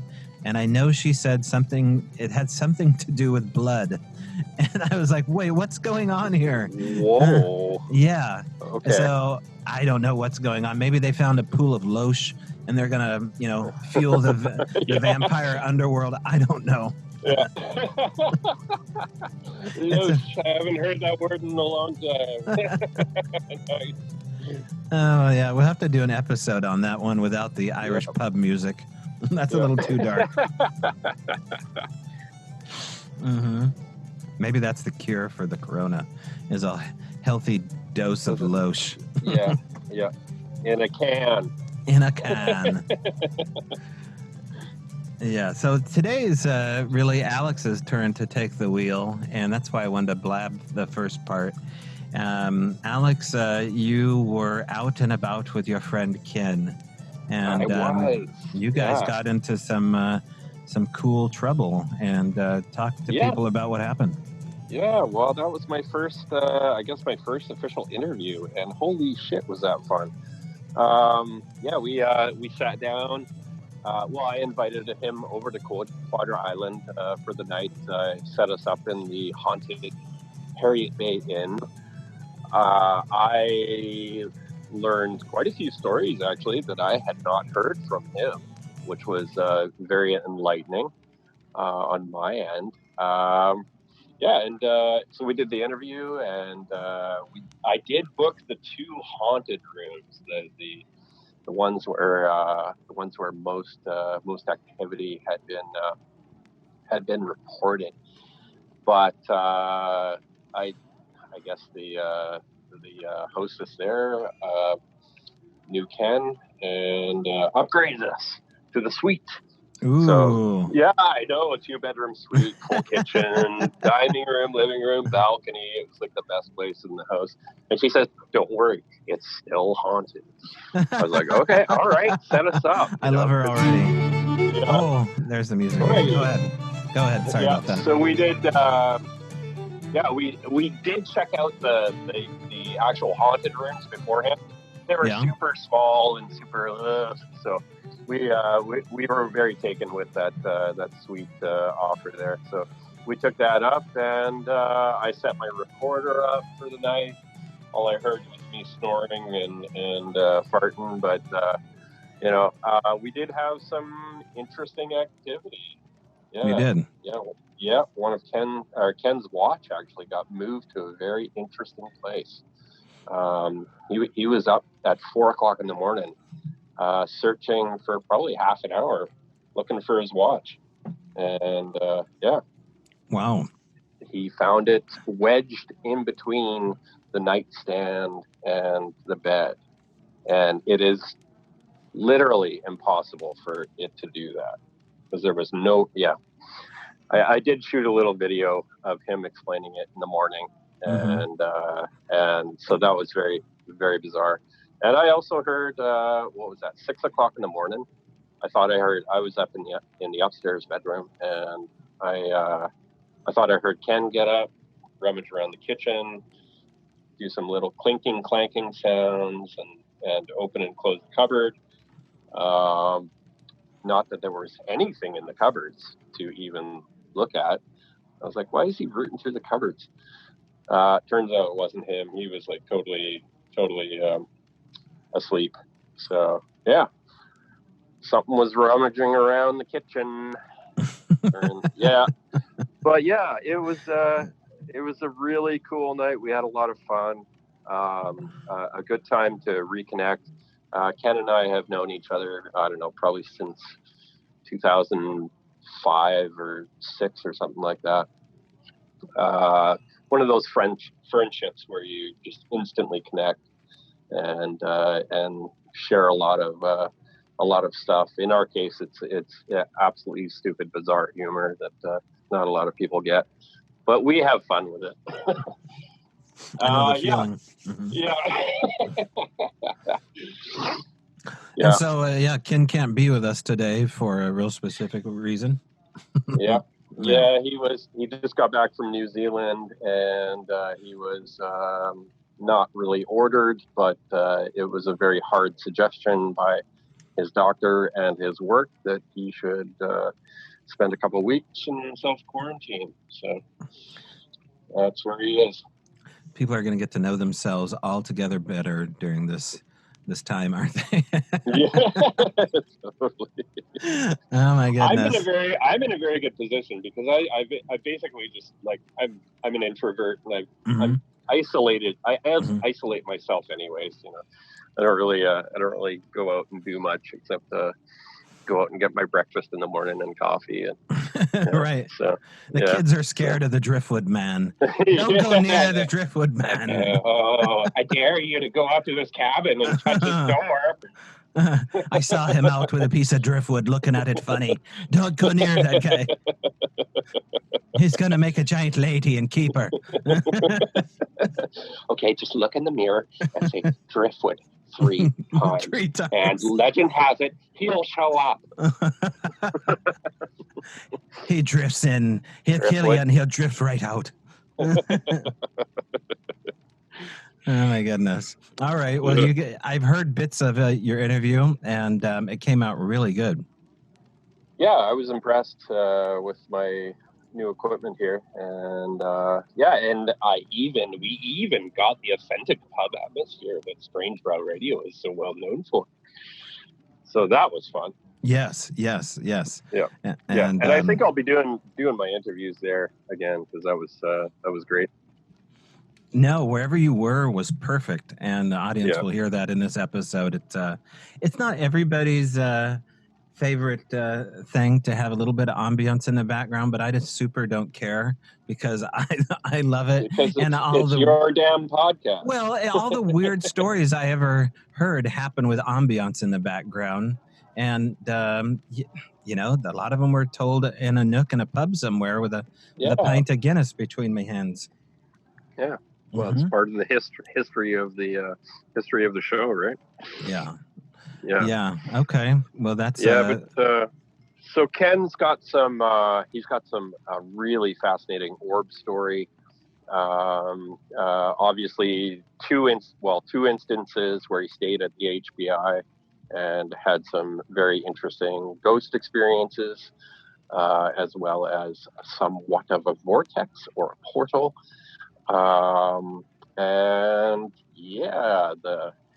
It's the meat and potatoes of ghostly romance. Ooh. And this was a new one to me. I had not heard this from Ken, and I don't think he shares that very often. So I thank you, Ken, for sharing your ghostly romance story. Well, yes, and now it's all coming back to me. Yeah. Yes. Well, that really was a 180. That caught me off guard. Did it catch you? Oh, it caught me off guard. What? Oh, tell me more. Keep on going. Details. Yeah. Mm-hmm. I was like a hungry teenager there. Oh, come on. Oh. Yeah, no kidding. Well, what did she look like? What did she say? Yeah, no, it's a really good interview, and I can't wait to play it for folks. And that's exactly what we'll do here. But before we do, I want to tell people that we had a movie experience. One of the things that we wanted to try to do is bring in a little bit of pop culture as far as the films we've been watching or want to watch. And I was tipped off by a film long ago by some writers that did, I believe it was like a Norwegian or a Swedish film called Let the Right One In, which tells the story of a young, nubile vampire girl. You don't really know that in the beginning of the movie, so I kind of spoiled it for you. Wow. Okay. Thanks. Yeah. Man. Yeah, I know. Maybe it's Denmark, but there's something super eerie about the language overseas, and it adds to the ambiance. Like, I'm not super into reading subtitles like all Americans, but you give me like a Norwegian horror movie, or the one that we're going to talk about now, which was by the same screenwriters of Let the Right One In. This is a movie called Border. And Alex, why don't you explain a little bit about Border? Well, let's just keep with the language there. I loved hearing the language. It was great. Yes. And I don't mind the subtitles at all. Yeah. So Border starts with a border security guard in Sweden. A very, well, let's say not very good looking border security guard. So You're being super kind. Yeah, she has the. She hit every branch on that ugly tree, and then she ran back to the top, and she fell flat on her face. All right, go ahead. So she has the interesting ability to sniff out lies and deception, and you see this in the first 5 minutes of the movie, with her. Catching some guy that has some contraband, So yeah, we follow. I can't remember her name. I'm sorry. Wish I had my notes up. But we follow her in her direction as the border security guard, and in her personal life, and in her relationship with nature. So we see some really cool things with her and foxes and moose, and just she's just like right there 100% in nature. That's her happy place, and that's a really really sweet thing to see. A nice contrast to how we see her in the beginning. Now let's say that we want to do a spoiler. Should we do a spoiler alert, or should we not tell them what's going to happen? You could have done a spoiler alert with the vampire one, but I know. I'll have to. Yes, I'm learning. Let's do a spoiler alert. Instead of 1, 2, 3, let's go Kurukaku. So when I do Kurukaku, you can consider it spoiler territory. So okay, well there you go. Let's play a little clip from Border here. Now you're not going to understand the language, but you'll appreciate the this little 2-minute clip, and I'll probably whittle it down a little bit. Here's a trailer for the movie Border. Let's see if we can get this up.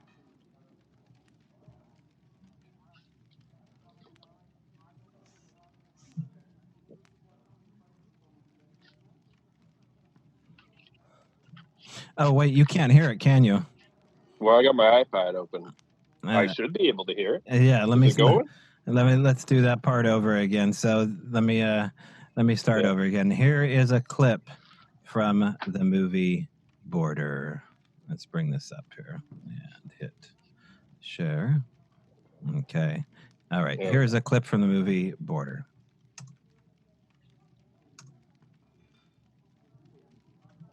Det var något speciellt. Jag hade en massa olika idéer om mig själv. Men sen blev jag också att jag var människa.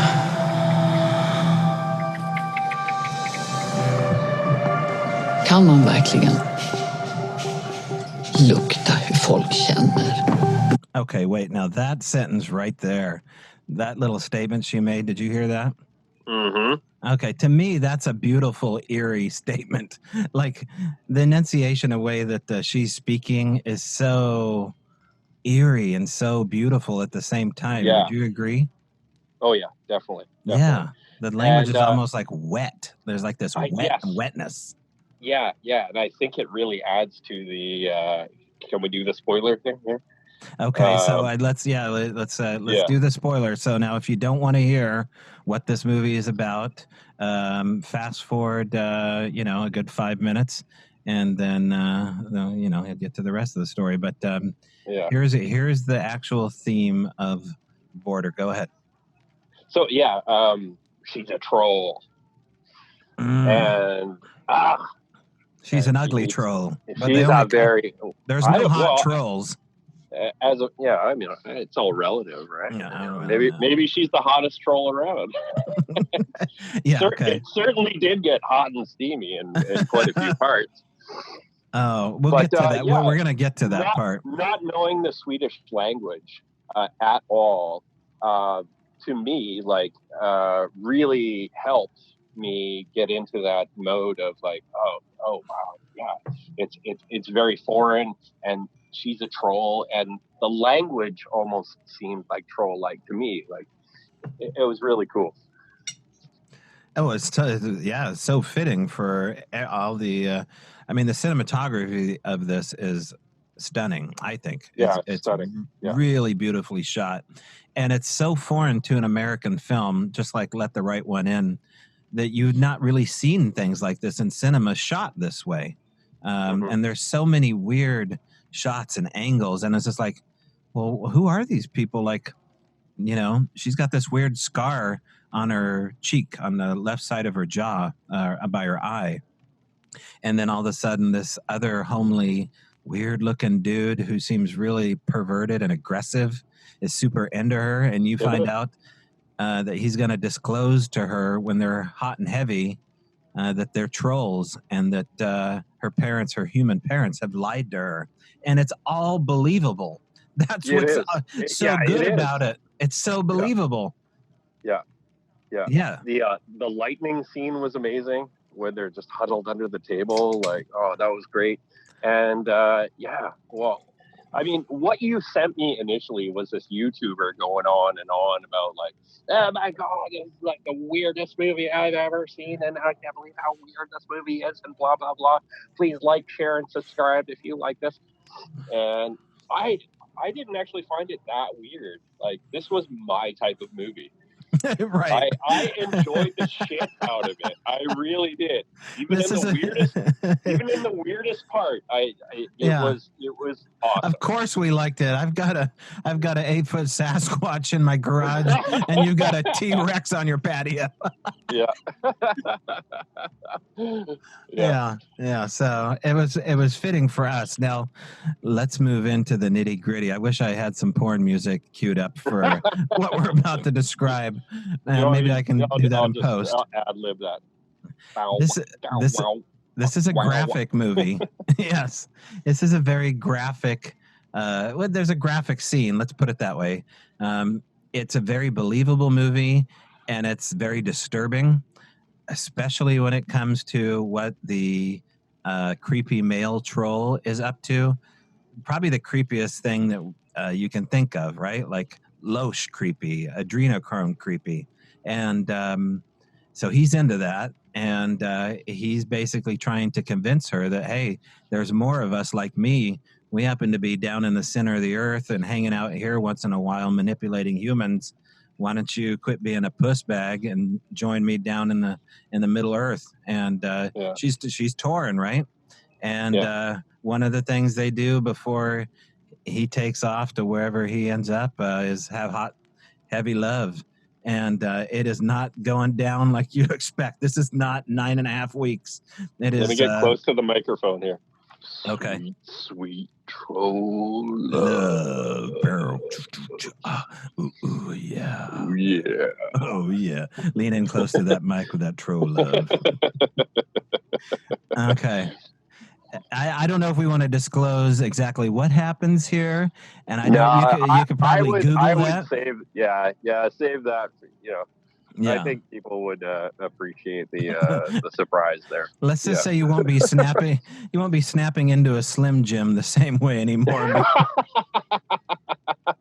I was going to get to that because I thought it was very thin, actually. My goodness. I expected bigger. No, right.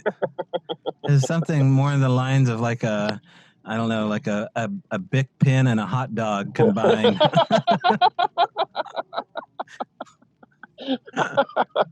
And hey, fellas, if you're into hairy boobs, this movie runs abundant with hairy boobs. Yeah. So I know we have a fair amount of Sasquatch lovers. Hey, if you're into it, I'm just telling you, maybe think of the trolls. That's another fun little fantasy you can get into. And this movie may do it for you. You're in lockdown. You got border. I'm not going to judge. Go for it. Nope. So Border, that I think it's on it's definitely on Amazon Prime, so you can download it that way. I think it was $3, $3.99 or something like that. If you like funky movies, this is right up there. Now you have to go back and watch Let the Right One In by the same director if you haven't seen that, Alex. Well, I got to do that after you let me go here. For sure. Yeah. You're going to be into that. Yeah. The star of that one, she's got kind of like a Natalie Portman from Professional kind of vibe going on. Okay. All right. Yeah. Well, it beats the last vampire movie I saw. I think that was back in the theater. Yeah. What was that? Twilight. Do you know you don't know where I live? My wife's friend drug us to that. I was like, oh boy. Let me tell you something. I live only about an hour away from Forks, and this is where the majority of this, I guess, was shot. Yeah. Mm-hmm. Yeah. So it's still a tourism thing. I remember being I was a medical assistant in a phlebotomy lab, and I also shot X-rays for a couple of years. And the nurses were going crazy in the lunchroom over this book, and I was like, "What the hell are they all like crushing over?" You know, it was like Mm-hmm. I only knew that they liked Fabio at one time. Now they've got this, giant black book with a blood drop coming off of him. Like, what the hell are you guys into? And it was the beginning of, gilfs that were into Twilight. It's almost quasi homoerotic feel to a lot of this vampirism going on, and you kind of feel it in this one as well. You certainly saw it in Vampire Lestat and Interview with the Vampire. There was a lot of stuff going on in that one, but you do not get this in Let the Right One in at all. There's a whole different twist on that, just the way there is with Borders. So I strongly suggest that. And anyway, I think we spilled the beans on Border, and we just kind of left them on the kitchen floor. And if people want to watch it, then they can watch it. Good. Yeah. I would watch it. Now, this is a movie I would watch again as well, which... Yeah, I'm glad you said that. Said that. I think I would too. Yeah, because that first viewing experience, it's very good. You're enwrapped in the story. Yeah. But I would go back to it just to appreciate all of the visuals and the subtleties that were laid out in this movie. Yeah. Anything strange happen before we get to your interview? Anything strange happen at your property lately? It's been really... No, I think we got a seasonal thing going on here. Not much. Oh, no. I'm missing white pebble, which, I don't know. A bird could have taken it. So. Right. Yeah. Yeah. Okay. You just had that robin, didn't you? Alex, it's been daily. I've been out of work I haven't gone back to work for 14 days. And I don't know if I'm ever going to go back into the city. I may not. I never wanted to be commuting in and out of the city. So if this providing the city is still there. Ooh. Trolls everywhere. Yeah, it's been active here. I think every day there's been something that happened. One of the more astounding things that happened in the room I'm at. It was around 7 a.m, and I was just finishing up a PowerPoint slide on the drums that Henry Franzoni told me that had some unique quality as far as eliciting spiritual activity. And as I was writing that slide down, I was just getting into the next slide on portal interaction. And immediately, as I go from one slide to the next, I hear a drum get played about, 15 feet from me downstairs. And we have all these drums, right? Elk hide drums, bear hide drums. And it was a very distinct sound of a nail bed flicking a drum and dragging. That was the sound I came up with. Now, we've heard finger sounds around here, including the sound of a wet finger on glass making a sound. And so there's been some stuff happening before this, but the familiarity of me talking about something to do with drums and then hearing a drum get played. And then today, when I was going up to fill up the propane and gas, which I suggest everybody do it at this point, there was a dead robin sitting in front of the fence. And I was like, okay, dead robin, cat could have done it. It could have hit the fence, I guess, and died, but it's like a 3-foot tall wire fence, which would be a weird thing for a robin to die from. And it had no signs of predation. The wing was kind of splayed out over its head, like it was kind of covering its head in agony, but it was dead.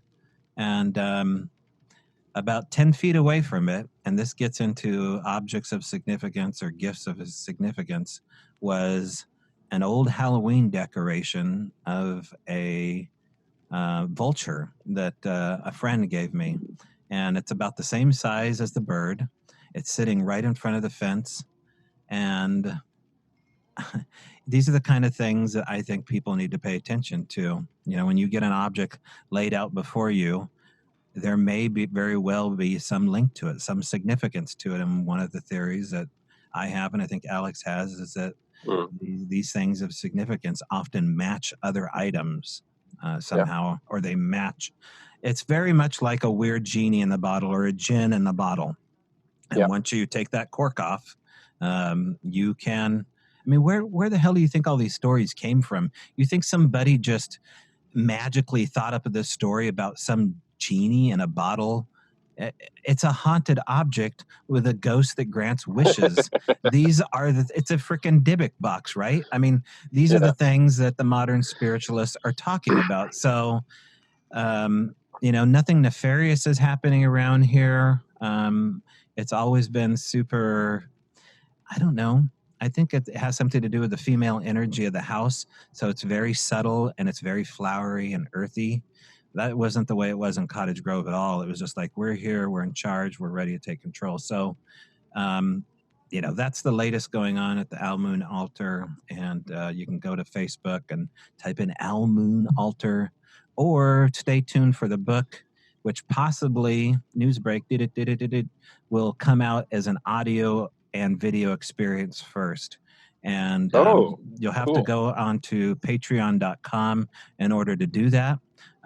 It's just taking too long for the book to come together. So they either come together at the same time, or I'm going to go with what the environment is giving me, which is a platform to reach you through your ears and your eyes.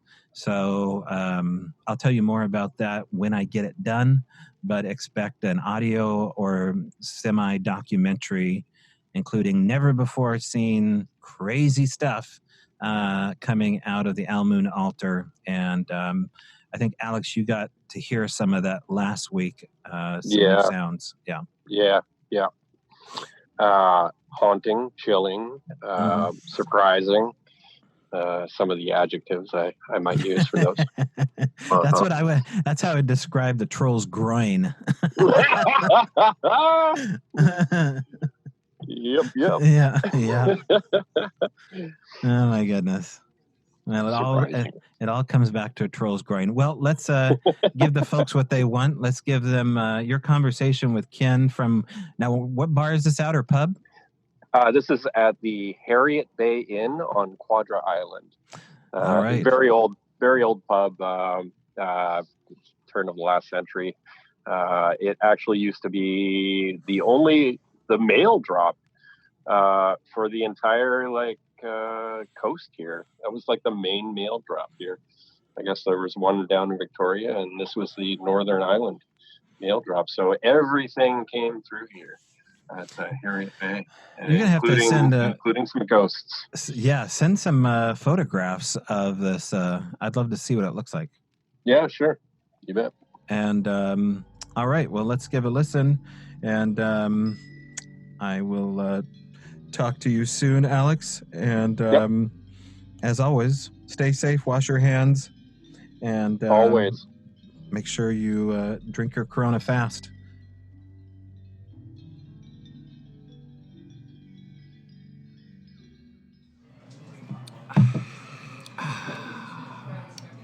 Cheers, bud. Yep. Thanks for coming. Pleasure to be here. And you have gotten us a couple of Jaeger shots. Yep. We'll start off with those.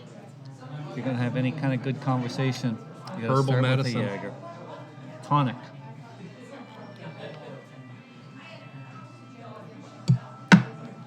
Oh.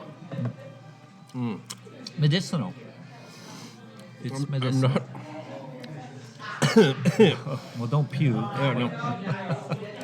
I'm not generally one for sweet stuff, but that's got like the right balance of like sweetness and. Well, as I say, it's recommended to me from German folk who that and alpenbitter are considered to be tonics. It's actually soothing for the stomach. Oh, I can see that. Yeah. So it's got a bit of a sweetness to it. It's true. Unlike bourbon, of course, which if you have a shot of that, your stomach's not actually going to settle. No. But you don't notice because you go manic. So. Good old bourbon. Okay. I am here with Ken Blackburn, my longtime friend. Maybe a little too long. Well, that's the thing about friends. They're always a little too long. But Ken and I have known each other for, quite a while. And he is joining me today at the historic Harriet Bay Inn on Quadra Island, which is, we were talking earlier, this is kind of one of the last bastions of historic pubs around here. They all seem to be burning down and dying and that's true. disappearing. Yeah, the HBI. I guess if we had done some research, we could have actually named the year that this place has opened. But it's been around. Probably turn of the century. Yep. Well, although not the turn of the 20,000th century, like not the 21st century, but the 20th century. Seeing as we have actually lived through a second century here now, but it is one of the last pubs on the coast. Northern coast. We won't go down into the Gulf Islands or Vancouver area, but definitely HBI is up there with the Waverly, the Lorne, which is also reportedly haunted. Oh, actually, I didn't know that about that. Yeah. Oh, yeah. I've heard quite a few stories firsthand from the bartenders. Really? Yeah. No, I didn't know that. Yeah. So yes, HBI is reportedly haunted, and what a good night to do this because full moon. And full moon in Leo, I might add. Being a Leo, that's significant to me. Being a Virgo on the cusp of Leo, significant to me as well. Yeah, perfect time. Okay. Nice to see you here, Alex. So, Ken has stayed here, 3 or 4 times? I think I have been here 4 times, yes. And you've had some significant, strange experiences. Yes, most definitely on 3 of the times. Can't say about, one night was a peaceful night, nothing happened, but I have had very strange nights here 3 times. Wonderful. Yeah. Well, we'll get into that later. Okay. But let's talk about your personal paranormal history. Mm. Yeah. Just say at the outset, it's not something that I generally talk about. Paranormal. I have found over the years trying to explain things that have happened generally falls on skeptic ears or I don't know, it gets shaded with a sense of as if I'm trying to exaggerate or be something you're not. Anyways. You get the eye rolls. Yeah, and just people don't generally, I think, have a context in which to place the kind of stories that you tell sometimes. And I found after, trying it, because, first couple of times that strange things have happened, you're excited about it. Oh, hell yeah. I mean, and you're busting to tell people. I know, right? And, it's like, who do I tell? I can't believe what happened. And it's rare I've run into it's rare that I've run into somebody that kind of has a sense of what you're saying and stuff. So I kind of just been quiet about it. But I've had over the years a number of very odd things happen. Though in a personal context, the world is an amazing place. It's a bizarre place. Just the natural world itself is beyond belief if you pay attention to the details of it. Yeah. So I kind of see it as a continuum of experiences. Definitely not normal, your day-to-day living normal. Yeah. But I would be very hard-pressed to describe what normal is. So, it's kind of... I like to say consensus reality and non-consensus reality with these things. Excellent term. Yeah, I think that's true. Yeah. So, yeah. I don't know if you want to talk about some of them. Oh yeah, if you want, yeah. Where you Yeah, want to go with let's it, go into but, it. What's the first one that comes to your mind there? Yeah, I guess there's different categories of things. Some of them might be kind of more natural phenomena, things that have strange timing to them. Some of them are more ghostly, of involving houses and kind of ghost spirits in them. And I'll start with one that actually has no explanation for me, and it was driving back from New Brunswick to Quebec City on the Quebec highway. I can't remember what the number of the highway was. Late at night, my partner and daughter were in the car, and I was trying to make it to Quebec City to try to get a hotel for the night, but we were late. It's just like past midnight, around 1 o'clock or so, and I still had another hour to go or so. But my partner and my young daughter were asleep in the car, and of course it's black out there and nobody around, like no cars, no traffic, middle of the week. Street lights? No highway lights. Yeah. Just dark, one of those dark stretches. And in my rear view mirror was this kind of a light, but not like a headlight. And I gotta say, it's a divided highway, so there's I'm in the outside lane of our side, but there's 2 lanes on the other side, and it seems to be coming up from the other side of the highway, and it's just a light. At first, when I saw it in the distance, I thought it was a car coming behind me at a distance, but it didn't look like that. And the weird thing is that it caught up to me in seconds. How fast were you going? Pardon? How fast were you going? Oh, probably 110, 120, trying to make time at night, highway's clear, perfect night, starry night, so trying to make up time. So, I think speed limits in Quebec are probably only 100 or whatever. So, but clipping along. And this thing caught up to me in a couple of seconds, from when I first noticed it in the rearview mirror till it was actually beside me. And it was I don't know, I can only describe it as a circle or an orb that was glowing white, but it wasn't a brilliant white like a headlight. It was just glowing.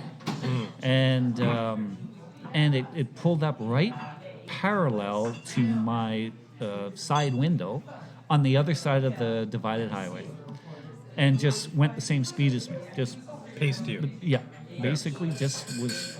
And I looked over at it and thought, like you would, like, what the hell is that? And looked at it, and then I tried to wake up my my girlfriend at the time, like, because she was sleeping, and started slapping her leg to say, hey, wake up! Like, look at this thing! Like, what is that? And couldn't wake her up. She was dead. Couldn't wake her up. Looked back to my daughter, and it's called her Sage. Hey, wake up! Look at this.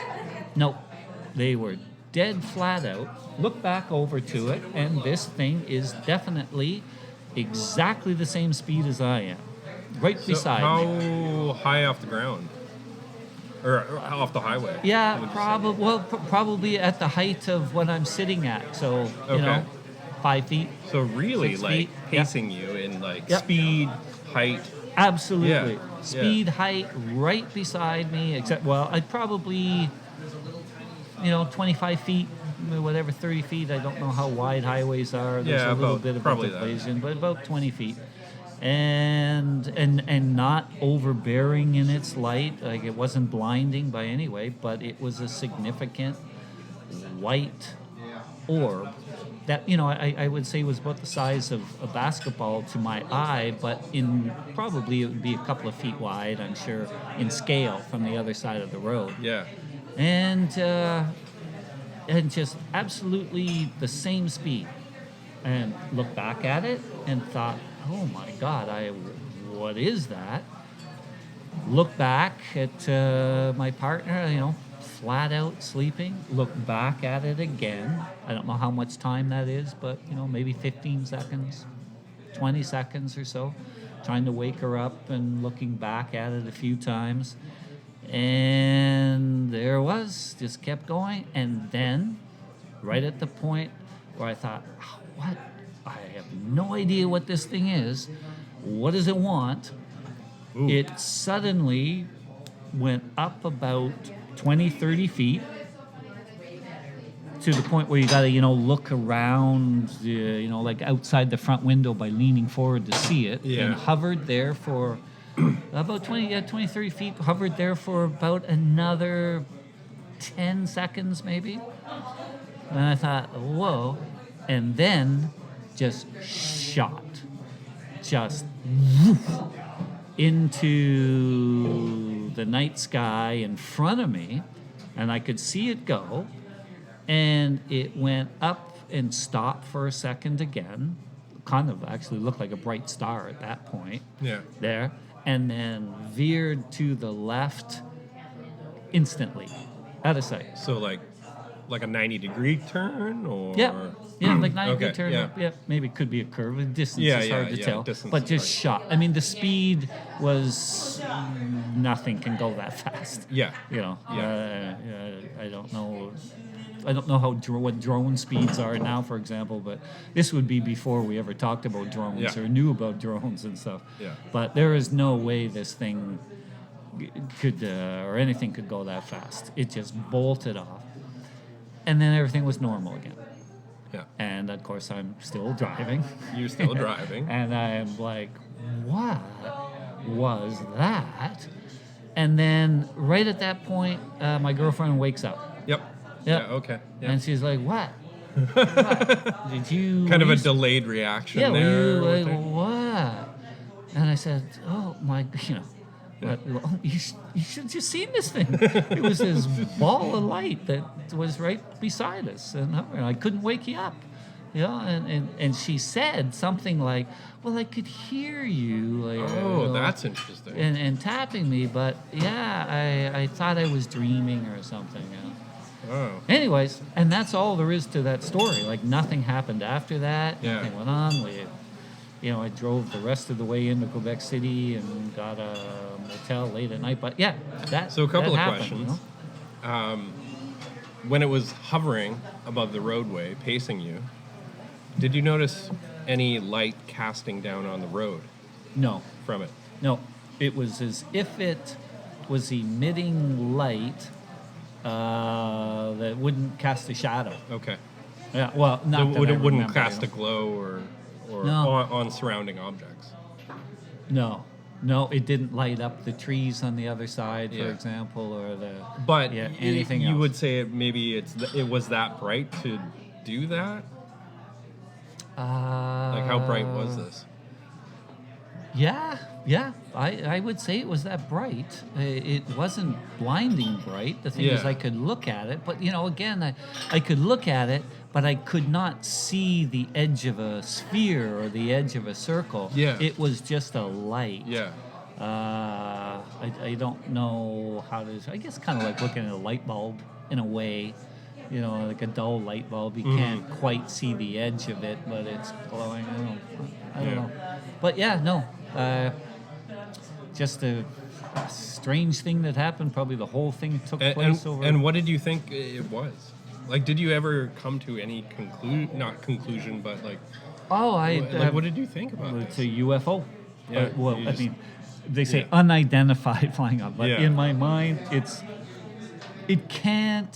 could not be anything that the military has created or something. Right. There's no way, and just where we were, the distance from everything. I just don't believe that whatever governments or Like the militaries, level what of we say. technology to actually create something like that. I don't even think we could still do that. Yeah, I don't yeah. think we could create a light ball that Yeah. has no.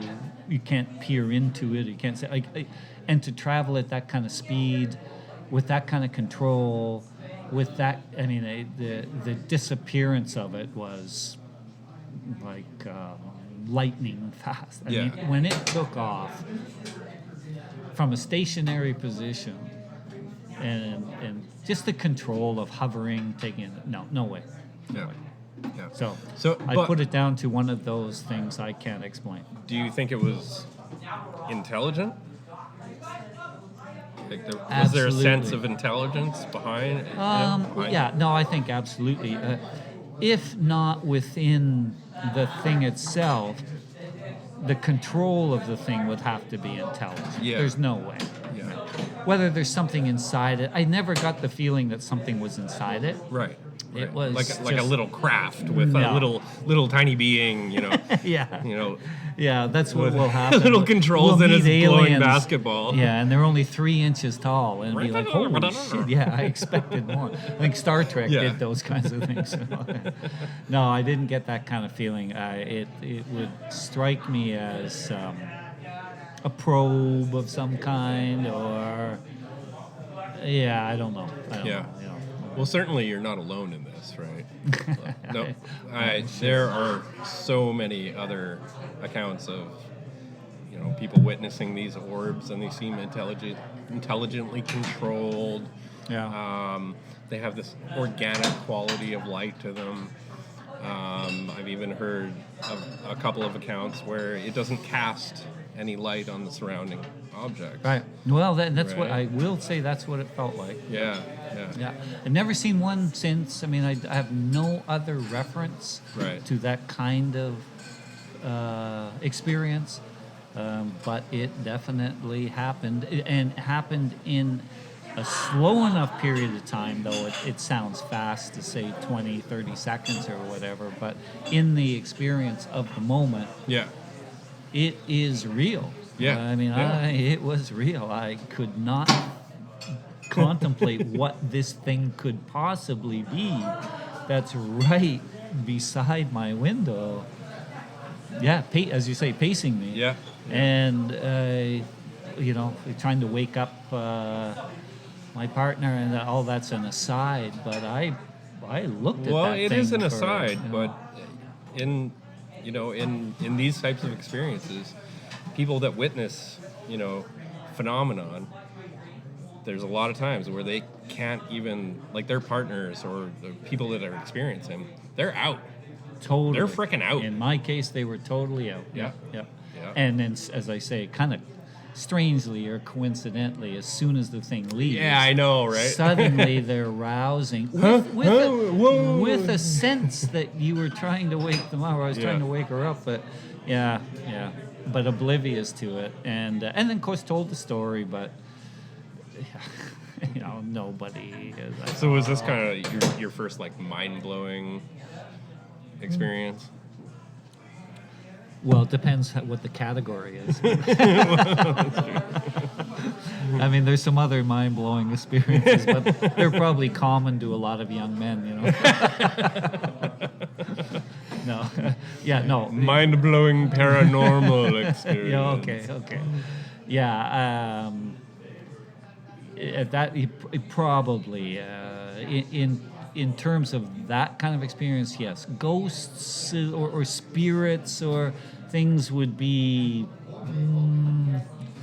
no, I probably had a few of those on either side of that, but Right. in terms of what I would say UFO thing, because it's a common kind of a popular culture term. Yeah. I don't have any other UFO story at all, Right. except for that one. And, Yeah. So Well, let's delve into the spirits then, the ghosts. yeah, ghost things are another category altogether, and some of the experience involve seeing things, and some of them just involve feeling things. The feeling things are a little harder to I don't know what the word would be, justify maybe, as opposed to when you've seen something. Yeah, yeah. You have something concrete to hold on to, whereas unseen kind of things are a little bit tougher. Even though I think I to be honest, I have to say that it's the unseen ones that are more powerful. Yeah. And I would have to categorize some of it as benevolent, malevolent, things that have feelings that or experiences that don't frighten me. Mm-hmm. I should be frightened by these things because I have an imagination that is terrified of horror stories. I am terrified of ghost stories. Anything to do with animated dolls. Those things freak me out. Yeah. Aren't you glad I've never gotten you a gift of a freaky doll before? Oh, no, you do. It'll end up stabbing me in my sleep, so don't do it. Well, that'll be the end of the friendship. If we ever want to end our friendship, Yeah. I'll just do that. Yeah. And go. Give me a doll that stabs me, and that'll be the end of it. Yeah, that's probably my biggest fear. But I have to say, the strange thing about seeing what I would say ghosts or whatever, apparition spirits, is that I can't think of any of them that have scared me. Okay. And that strikes me as very unusual. When they happen or when I've experienced them, I'm not afraid. It's kind of a phenomena that you're in wonder at or in awe. This is a bit of a flip from you being frightened from like horror movies, dolls, antique dolls, whatever. So it's like a flip side here. Complete. Yeah. Complete. A reversal. Side. Yeah. And what do you think you attribute that to? Probably because, as I say, malevolent, benevolent. I don't think that they're harmful, or Okay. I don't think that they're aggressive, or if anything, maybe sharing just a sense of bewilderment mutually. I'm not sure. Oh, interesting. But that is a very strange thing. Even the few times I've talked about it, I say the same thing every time. It should be something that frightens me, but it doesn't. Some exceptions, though, but some exceptions. But generally speaking, doesn't frighten me. But can't believe that they happen. Like, it's crazy. And of course, we're in the HBI, and a couple of them have happened here. Yeah.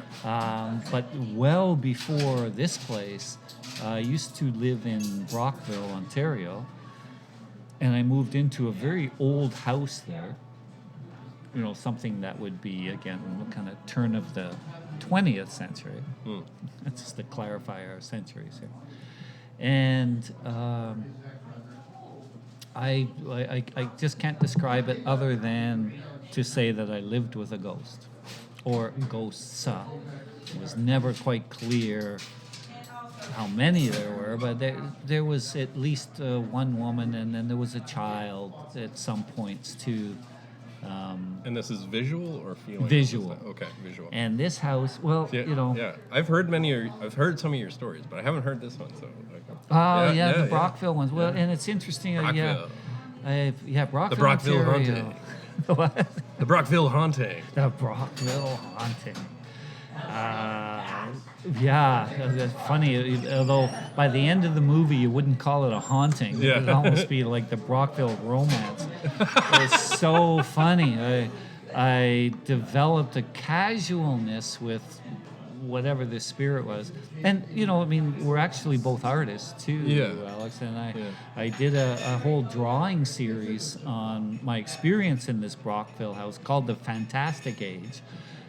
Fantastic, taken from the Phantom of Fantastic. Yeah. And I actually believed back then, at the time period, this would be middle 90s, like 1995, 96, 97. I thought during this period of time, because it was somewhat normalized for me, that we were going to enter a fantastic age where we were going to, we as a kind of a human race, a culture, we're going to experience this more and more. Yeah. That the thin, the thinning of the veil. Was getting the thin line between the spirit world was going to start appearing more and more.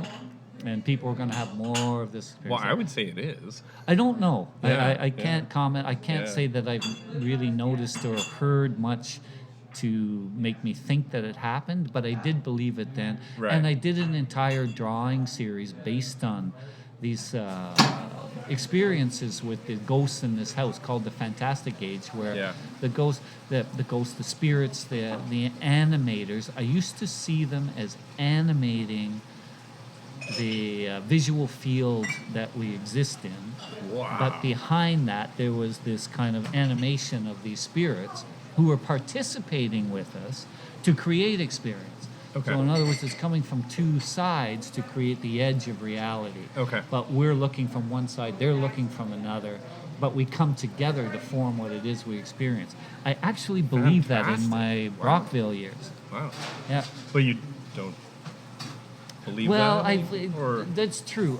or do you entertain that? Well, no, I think I just accept it. I think in my collage work that I do now, it's the same feeling of expressing how we perceive reality as let's say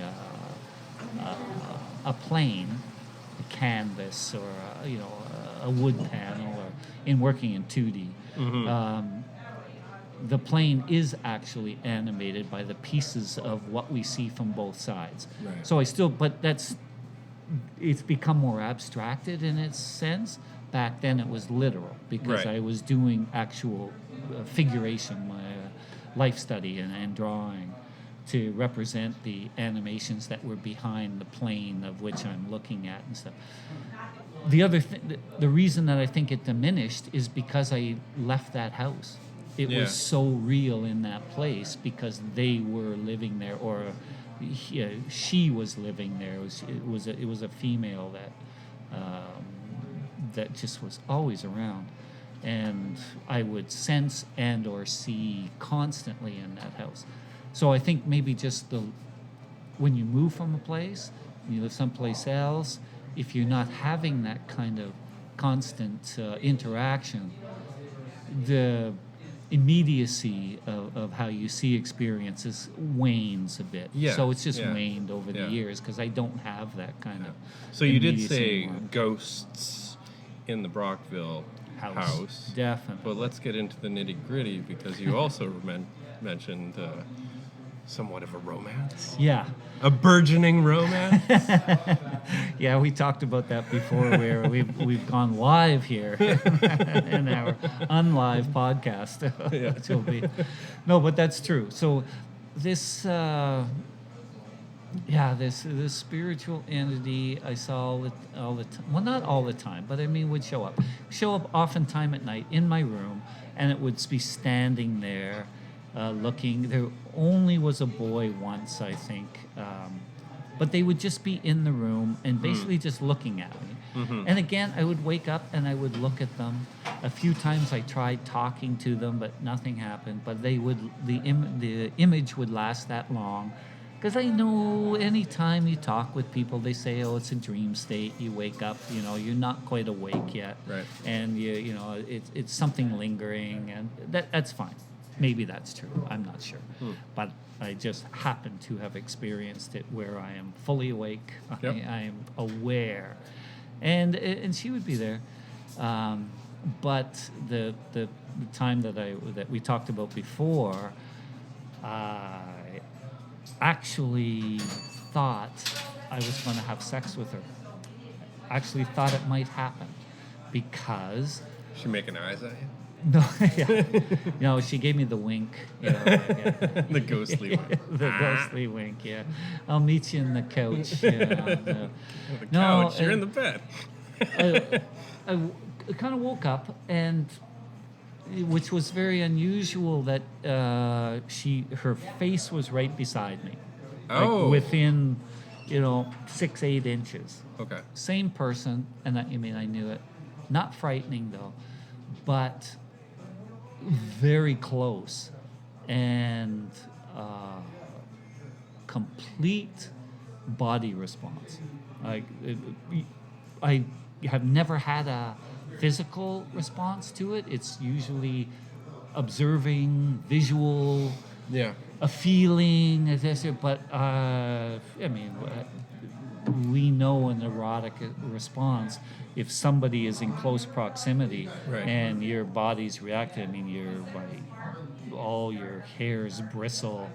There's a certain adrenaline, endocrine excitement that The happens. groin stirs. Absolutely. You feel it, and I moved into her. I moved closer to her. There's no substance there, but I moved in as if to embrace, and complete erotic arousal, as if I thought that I was going to make love to her. I Wow. absolutely did. Wow. And dissipates. Just dissipated. What? And again. Like the vanishing light into the night. I don't have an explanation for that. Yeah. But it was, of all of the visual encounters of her. I saw her in the living room, standing in the bedroom, sometimes in the kitchen. I don't know. She just would be around. I never, and in any subsequent experience with seeing things, have ever had a physical response to it. Yeah. It's always just been an observing response. Yeah. But this was full on physical and full on passion. Like it's erotic is one word, but it was love. Actually, it was like the consummate love. Wow. To be able to have that feeling. Yeah. So it's amazing. And then gone. And then I guess I described that poorly. It wasn't as if it zoomed out of the room. It just dissolved. Okay. Just dissolved. Yeah. So kind of maybe a gentle letdown, but just dissolved. And I'm not ready yet. I'm sorry I was leading you on. Almost like it was impossible. Yeah. Like it was impossible. I was going to try something that wasn't possible. And now, you have seen this woman multiple times. Mm-hmm. What did she look like, if I may ask? Yeah. I'm just getting. Female, Caucasian. Was she hot? In other words. No, actually, very plain. Yeah. I can't say of a lot of encounters, because it's a usual question is, can you describe things? And even with the HBI, which we'll get to here, I hear it being at some point, it's hard to describe. Well, okay. I think that's just kind of life, because I probably couldn't tell you what you're wearing tomorrow if you ask me, But but I do remember sort of shoulder length hair. For some reason I think it's brown. Okay. And it just actually, and I would just say average features. Medium build, like they do in. It's a white male Caucasian, age 35, except it's female. But So what about the dress? And I know I'm talking about clothing, not Can't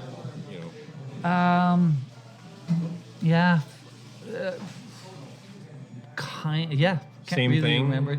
So it's Kinda sort of plain, nondescript, sort of. yeah. Honestly, I'm going to say kind of pantsuitish. Oh. Because I don't. It's not a. It's sort of a beige or a dark brown or something. I kind of feel like it's a jacket, like not so much a dress or anything. I feel like she's wearing a jacket. Yeah, I don't know why. Huh. But that's that's what I remember. Yeah, I honestly nondescript. Yeah. You know, probably brown shoes. Yeah. Well groomed, polished, trim. You know, Cute dimple on the left cheek. Yeah. Yeah, I have no. Yeah, I have really no recollection of kind of facial features. Just kind of, yeah. Wow. What I would say is normal. A relationship that wasn't meant to be, I No. guess. Yeah. No, it yeah. stuck with me. It affected me though for a couple of weeks after.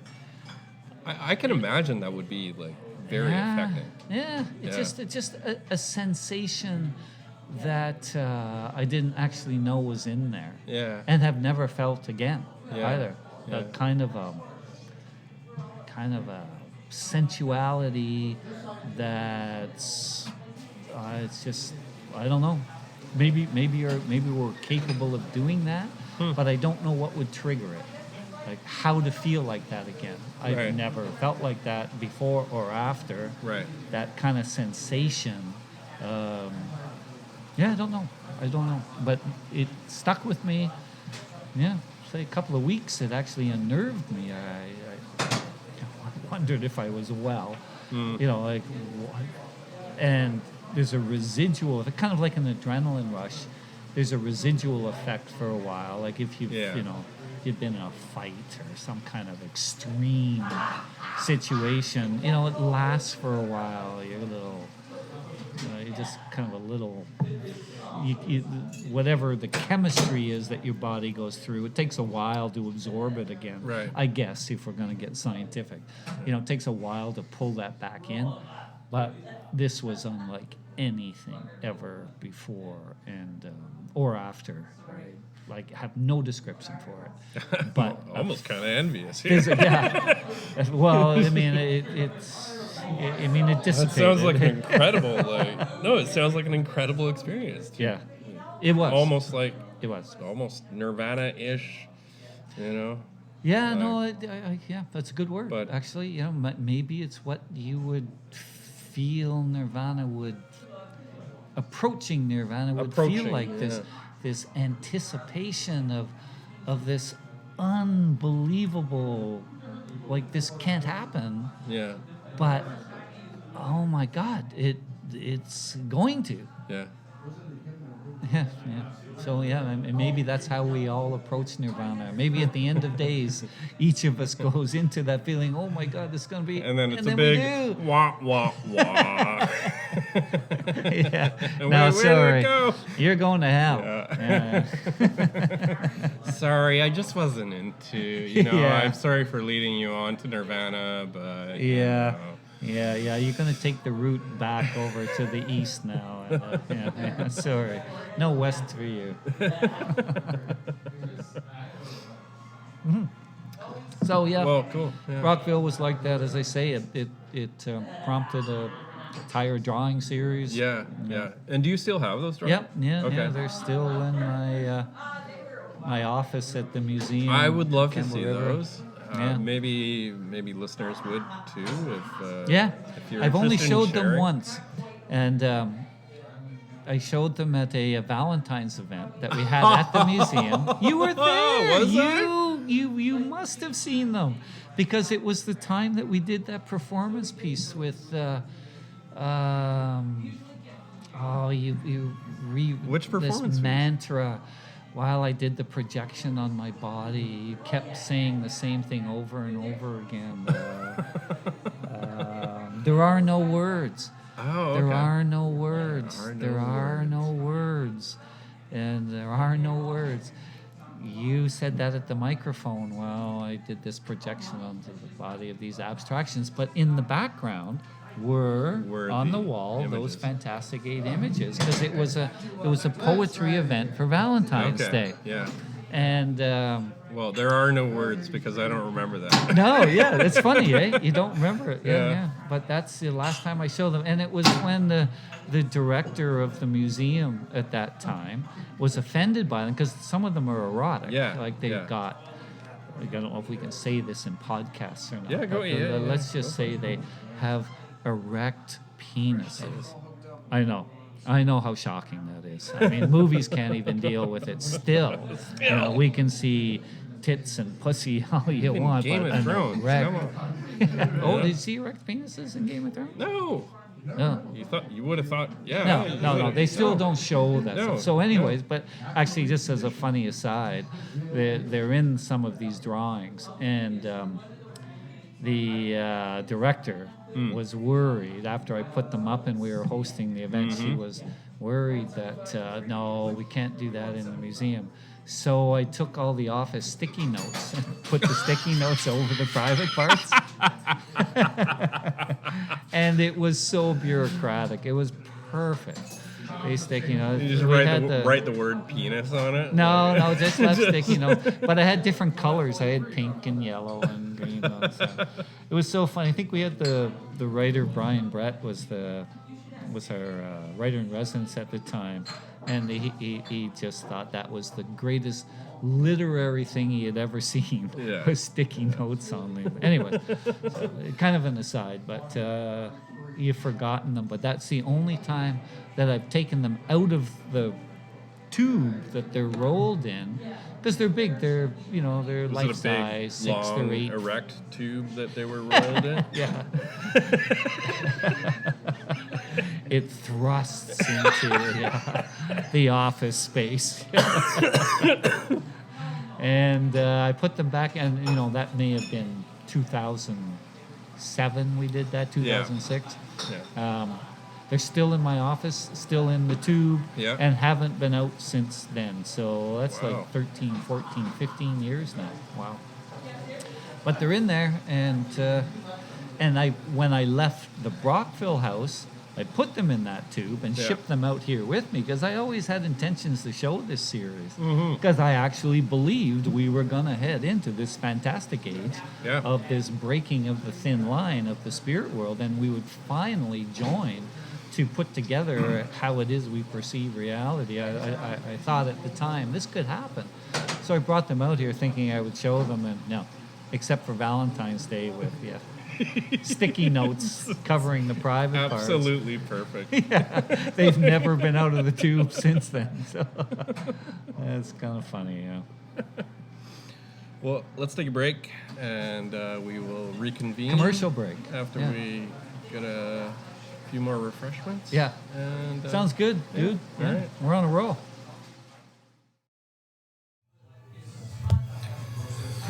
And we're back after a break. I'd like to take this opportunity to thank our sponsor for the night, Ken Blackburn, who is graciously buying all the beer. Yeah, please send donations to kenblackburn.com to assist with the funding of this programming. Yeah, it was pretty good to reminisce about, especially the Brockville house, because it's quite a while ago. Yeah, you can't really call that a haunting. Yeah. Yeah. No, it wasn't. Definitely not a haunting. It was a relationship, and But it led to some interesting things after that. Some of them are, I don't know if we call them natural phenomena, or some of them are just the kind of experience you have that isn't visual, but you absolutely sense as being something. They go in a lot of different directions. So I don't know which one we want to talk about first or second, or where you want to go with it. Or let's go with you mentioned Turkey. Turkey. Yeah. Yeah. So Turkey's an example of an experience of encountering something that is of a psychic, a physical, energetic, psychic attack, in a sense that has no, again, visual experience to it, but sensory overload totally. And it was during a trip that I went on in the late 90s, and was in Turkey and I went to the site of one of the ancient seven wonders of the world called Halicarnassus, the temple at Halicarnassus. I think that's right, or mausoleum at Halicarnassus, perhaps. Was one of the ancient seven wonders of the world, and I was really curious about going to that site. And if we had done our research before talking, I've forgotten what the modern day city that's there is. Right. Google it. If you just Google Halicarnassus and whatever it is, it's a Turkish city, and it is the excavations going on at the old mausoleum are pretty rudimentary. It looks like a ruin, visiting a lot of Roman ruins or Greek ruins. It's kind of rubble, but the city itself, though, is very impressive when you stand at the old site and look down. It's a coastal city on the Mediterranean, and there stands this Crusader castle that is kind of the classic scene that you would imagine with a thunderstorm over it, like Frankenstein. The kind of place where Frankenstein would have come from. It just looks like this awful, dark castle right on the seacoast. Sort of sits by itself, and very out of place is what you're saying. Yeah, it's kind of amazing, but it gives you a sense of what the ancient Mediterranean was like. It was a Crusader castle, and I thought, oh my God, I've never heard of that. I didn't know what it was. I'd come to see this ruin. It wasn't that interesting. There's other stories about that, but not paranormal ones, more being chased by guard dogs by trying to go in there under a full moon, actually, as it turned out, which we're experiencing tonight here in the Harriet Bay Inn. But anyways, I thought, Crusader Castle, that's, pretty historic. I should go down, check that out. And I went down the next day. Is it actually called Crusader No, Castle? Okay. No. It's got I just encourage your listeners, Google it. You'll get all the names. As I say, if we'd done our research before sitting in the Harriet Bay Inn bar. Very, very Disneyfied there. Come to see the Crusader Castle. No, it is a genuine Crusader Castle, completely intact, and is a visual anomaly from... I mean, you go see it. But and Google to get all the names right. But so I thought, okay, I'm gonna go see this castle. Yeah, the next day, got down there and it was closed. I was like, oh, I didn't know castles closed, but okay, I guess they do. And it was a Sunday, I think, and they're closed at the entrance gates. But there was this guy standing there who was very professor looking, and he had a little briefcase with him, and he just looked distinguished. And I said, "Oh, did you come?" I said, "Oh, I guess it's closed." He said, "Oh, yeah, no, I'm not here. I'm here meeting the curator of the castle or whatever."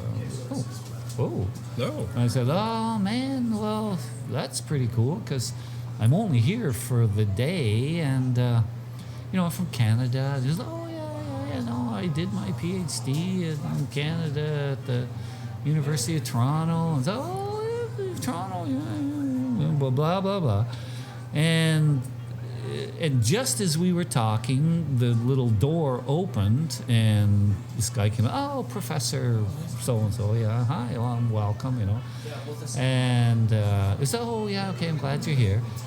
And he said, "Who's this?" The guy. And he said, this? Yeah, who's this? Well, I said, "No, I this friend." And I said, "Well, actually, I was doing this constellation project, this photographic project, art project around the world." I said, I'm kind of like sounding like, I'm an artist. I'm doing a a world thing. I wanted to photograph some of the castle. And I'm something. Please let me in as well with the professor. Yeah, exactly. Which was actually Doing true. A constellation project. Yeah. Well, that sounds intriguing. Yeah. All true. But anyways, he said, "Oh, come along." And I said, "Do you want to? Okay, come in." And I want to come in. So go inside, and sure enough, you're inside this kind of courtyard castle complex thing. And it turned out that this researcher was there to do research on the dungeon. Ah. The dungeon. The dungeon. Uh-huh. So are you a tag along at this point? Yeah. No, I'm with them. I mean, Yeah. there's only the three of us in this whole place. This place is huge. It's closed. So it's like as if they closed Disneyland. Yeah. And, well, we mean medieval Disneyland, I guess. Yeah. Everything's just exactly like what you'd feel the inside of a castle. But we're still outside. It's got these staircases and walls, whatever. And but he's here to see the dungeon. So it's not as if they say you can go wherever you want. It's like you stay with them. And I was like, dungeon? Wow. I've never been in a dungeon before. Actually, a crusader dungeon. A crusader dungeon. So we go, walk through, and we go through this little staircase to this. It's just exactly how you would make a horror movie, to this entranceway to a staircase that leads into blackness. But over the dungeon is this inscription in Latin carved into the stone. And we stop and they're talking. And they're actually talking most Turkish, but they were being polite and kind of explaining to me, certain things. We're going to go here, we're going to go there. But when they talked, I didn't know what they're saying. But as they started to descend down into it, I said to the guy, well, excuse me, what does the Latin inscription mean? And he said, it translates roughly to where God does not go. Oh. It was a little heavy, but here we go. And we went down into the dungeon, and I no sooner got in there than was attacked. That's all I can say. Yeah. Psychically attacked, physically attacked. I felt awful. I felt as if I had things on me. Then they were fine. They were just talking. This thing was a house of horrors. Not like a wax museum house of horrors, but real medieval torture things. And I couldn't handle it. They would talk and they would stop and talk about things, and the whole time I started to have trouble breathing a little bit. Was losing interest in sort of hanging out with them. Did you get kind of foggy? Just wanted to get out of it. Yeah. I just wanted to get an absolute, I don't know if it's a evil energy or whether it's a pain energy. I don't know what it is. Whether it's what things would go on in a crusader dungeon. Yeah. I mean, the crossroads of absolute pain fetish to horrible death, like from either side, whether you're the perpetrator or the victim. Anyways, I didn't expect, and this was a nice blue sunny day, Mediterranean day. I did not expect that, but I don't think I've ever had an experience where I could not stay. Like I had to leave. Yeah. It's not safe. And I've toughed out every boring tour or whatever, any kind of timeshare thing anything I've tolerated. Nope. couldn't tolerate it. Came to a point, I just said, I'm sorry, I have to leave. And, they were like, oh, okay, well, we'll meet you outside or whatever. And, yeah, go. And when I was trying to get to the staircase that led out of this place, and it was lit with light bulbs and stuff. Like they had it. It's a tourist place. You can probably visit it. I don't know. I would never go back, but I'm sure you can go. It was lit. I could see where I was going, and when I got to the staircase to try to leave, I didn't know that I could go up the stairs. Wow. I honestly thought I was going to be overwhelmed by bugs or something, like some kind of thing. Yeah. And I hit the bottom of the staircase, and just Did you run made up it out. Yeah. Made it out. Actually, I think I probably crawled the last few stairs right at the top and get out, because I could see the white, the blue sky too. And oh my God, Alex, I made it out. And this wasn't claustrophobia. No, I don't suffer from claustrophobia. I've been inside the pyramids, and which, if you're gonna have claustrophobia, go inside the pyramids in Egypt sometime. Yeah. It's a hell of a lot of rock on top.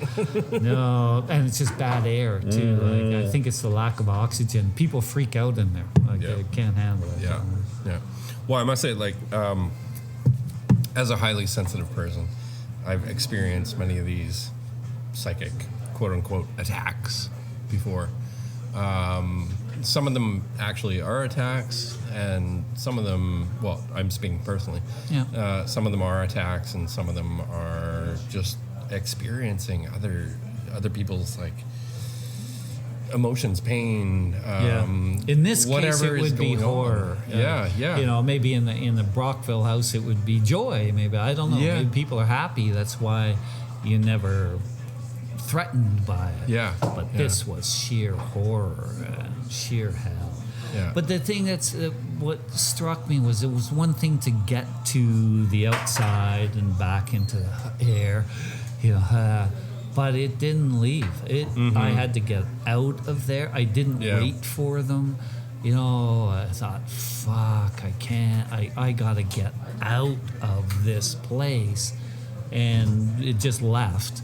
Went back to where we had come in, and fortunately the door, it was locked, but you could open it from the inside. Got out, and it was with me for probably about 24 hours or so. Couldn't shake it. I felt like I had something attached to me. Yep. It was like a big bug.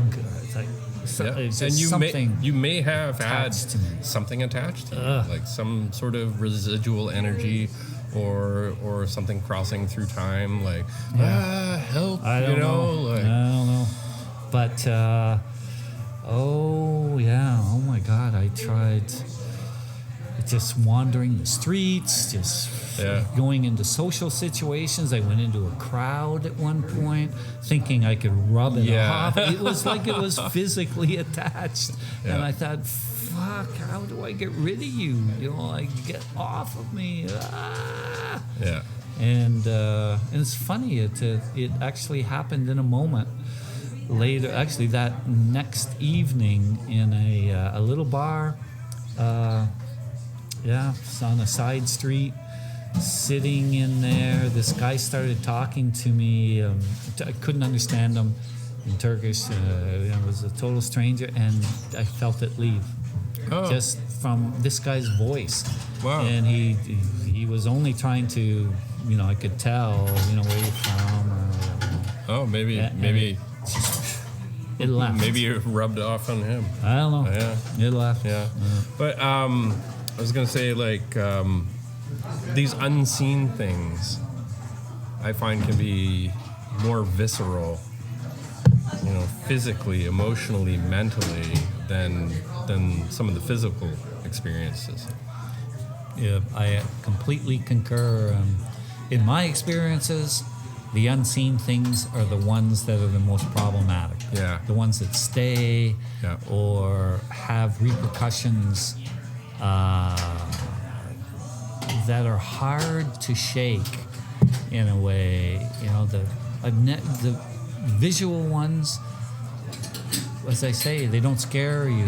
They don't scare me. And they leave very quickly, although they're fascinating stuff. The unseen things, no. They linger for a long time. And I think that they are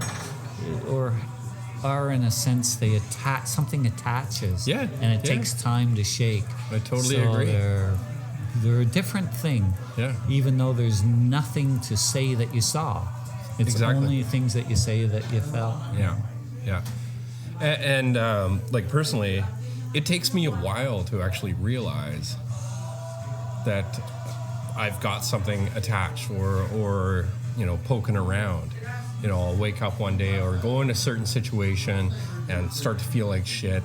My energy levels go down, my foggy head, it was, you know, I'm listless. I was just like, and that actually happened today with some entity dreams last night. And it takes me a while to actually think, turn my head and say, hang on.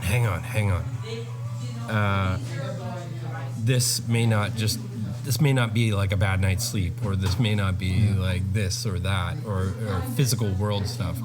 This might be, you know, entity encounter, energetic encounter. And when I do find that, it's like, oh my God, okay, this is an energetic encounter. I know the symptoms. Everything rushes back to me about my previous experiences. Yeah. And I'm like, okay, yes, this is an energetic thing. And then I deal with it appropriately. Yeah. Yeah. And, you know, within half hour today, like I was feeling like shit earlier today because I knew something happened. And within a half hour of realizing it, I was doing my mantra and felt great. Yeah, and you got rid of it. You probably touch on something there because there's in energetic kind of experiences that I've had seem to have, again, multiple things. Some of it is location. It's a place. There's an energy of a place that, for whatever reason, whether it's historic or something bad's happened there or something, whatever, it's cemented to a place, and you enter it and you kind of leave it. Mm-hmm. You know. And it might linger with you or stick with you, but it's still centered or in that place. But I think there's other kinds of energetic experiences that are more climate-based or moving with the winds or are mobile. They're passing. I mean, you've got to think, you know, we're moving all the time. Oh, yeah. And, you know, everything's spinning, moving. Yep. Blah, blah, blah.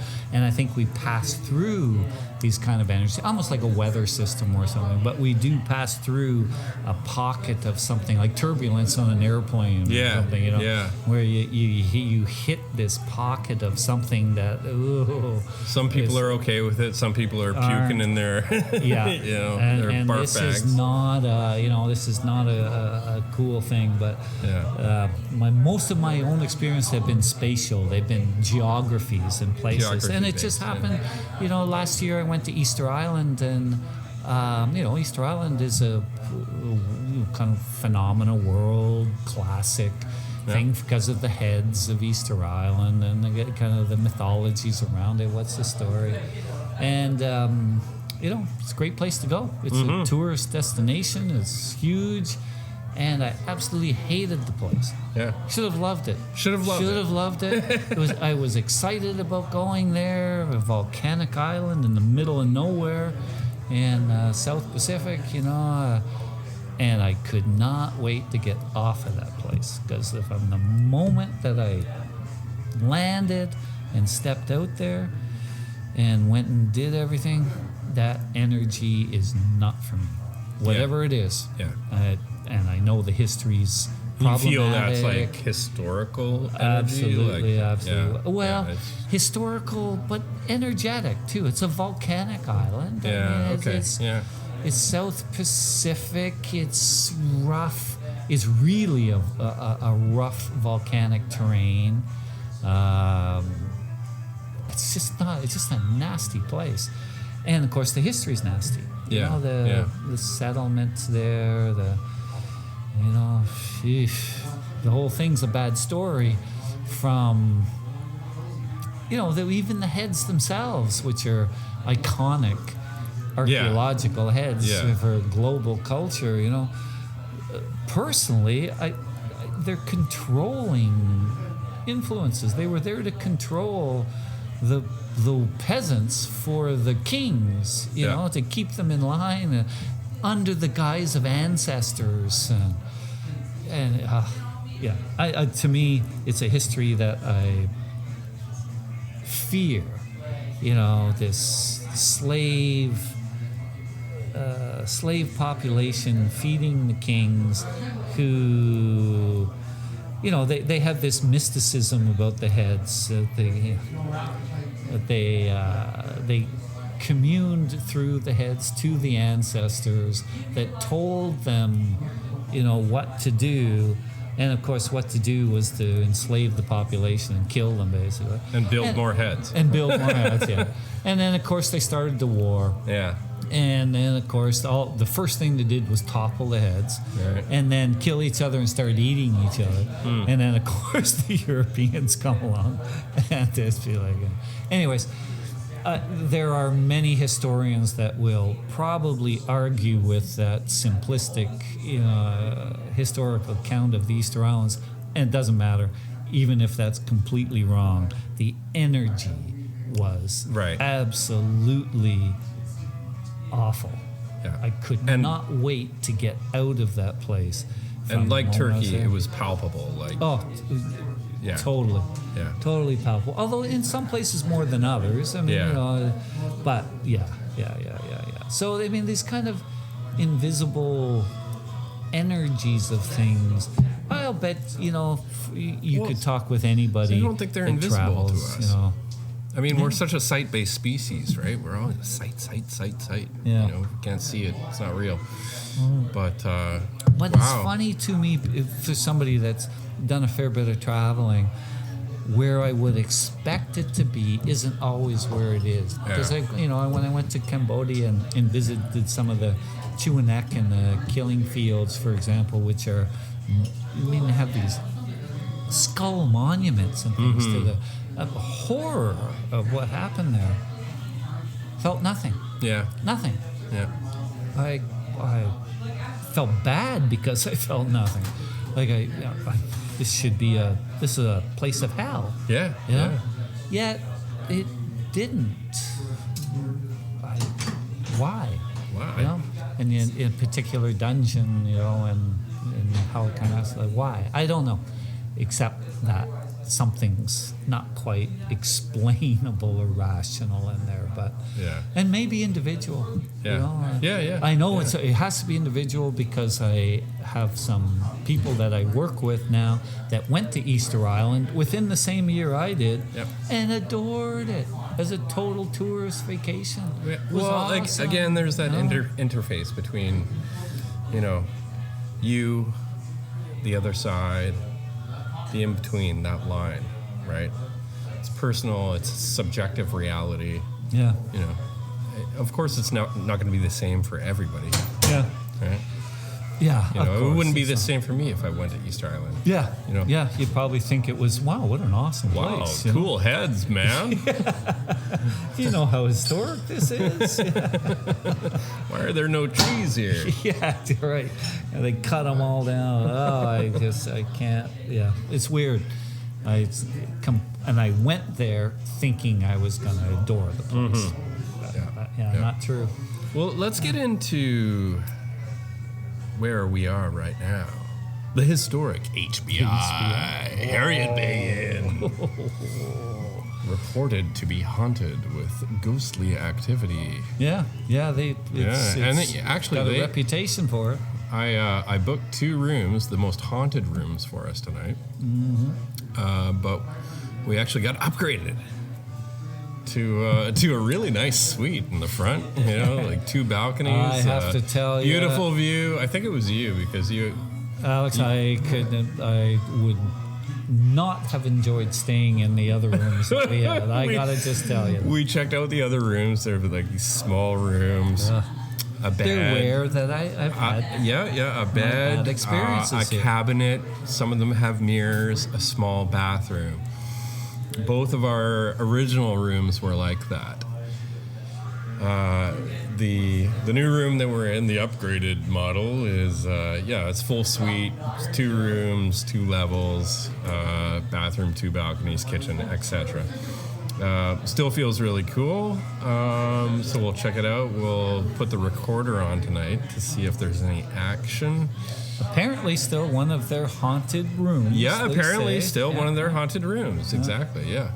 Yeah. But so you have stayed here what 4 times? And I you've think I had said experience 4 and 3 times. Yeah.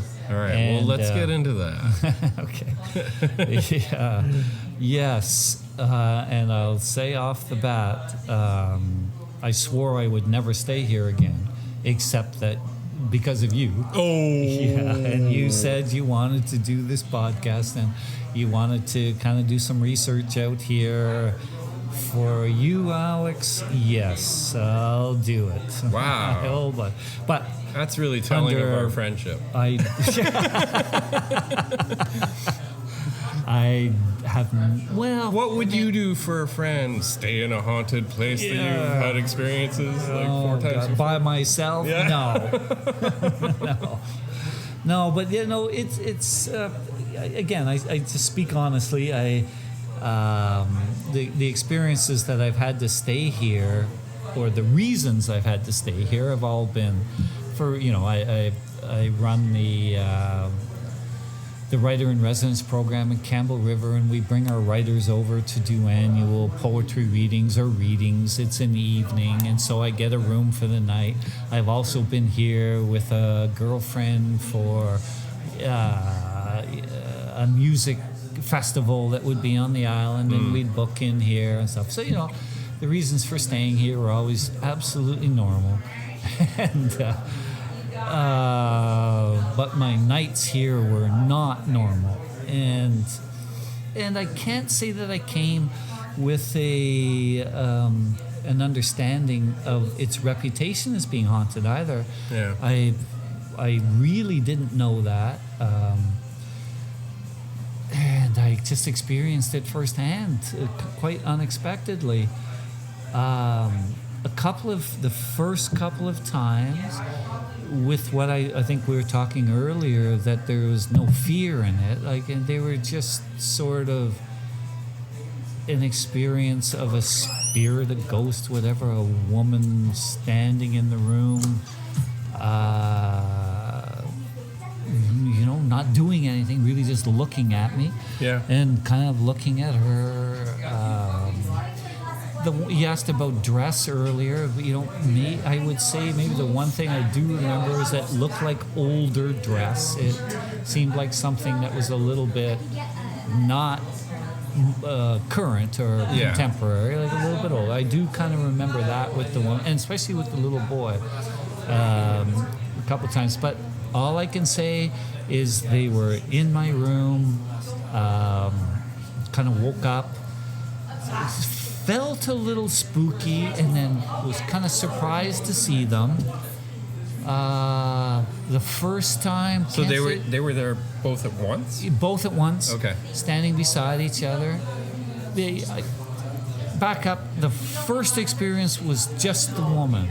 Yeah. She was just standing there, just kind of looking at me, not kind of expressionless. You can't really say with a lot of curiosity or anything. Just kind of standing there, and I kind of looked. I sat up and looked, and she was still standing there. But I could tell her eyes moved though, which was strange because I was lying down and sat up, and I could see that she was looking. She was actually looking. Yeah, so it's you. not as if it's kind of a hologram or a mirage or something. Yeah. No, she was looking, and I thought, but not frightful. Like I wasn't Yeah. afraid, and Yeah. that should scare the shit out of me. Well, of like it course, should. No fear though, calm, no fear. Just kind of curious what she wanted, and then she just turned and walked through the wall, which just walked through the wall, and I thought, holy fuck, that's like a ghost. And then I remember, getting up and I opened the doorway. You have to see the Harriet Bay Inn hallway upstairs. To me, it's just like out of The Shining. Yeah, that's right. It's Where, a that's right where my mind went. Horror like hallway. Come play with us, Daddy. I know.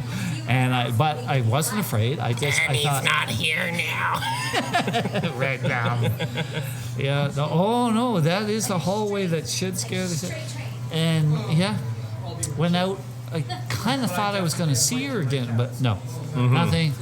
But the hallway's creepy enough, and kind of went. Nothing else beside that.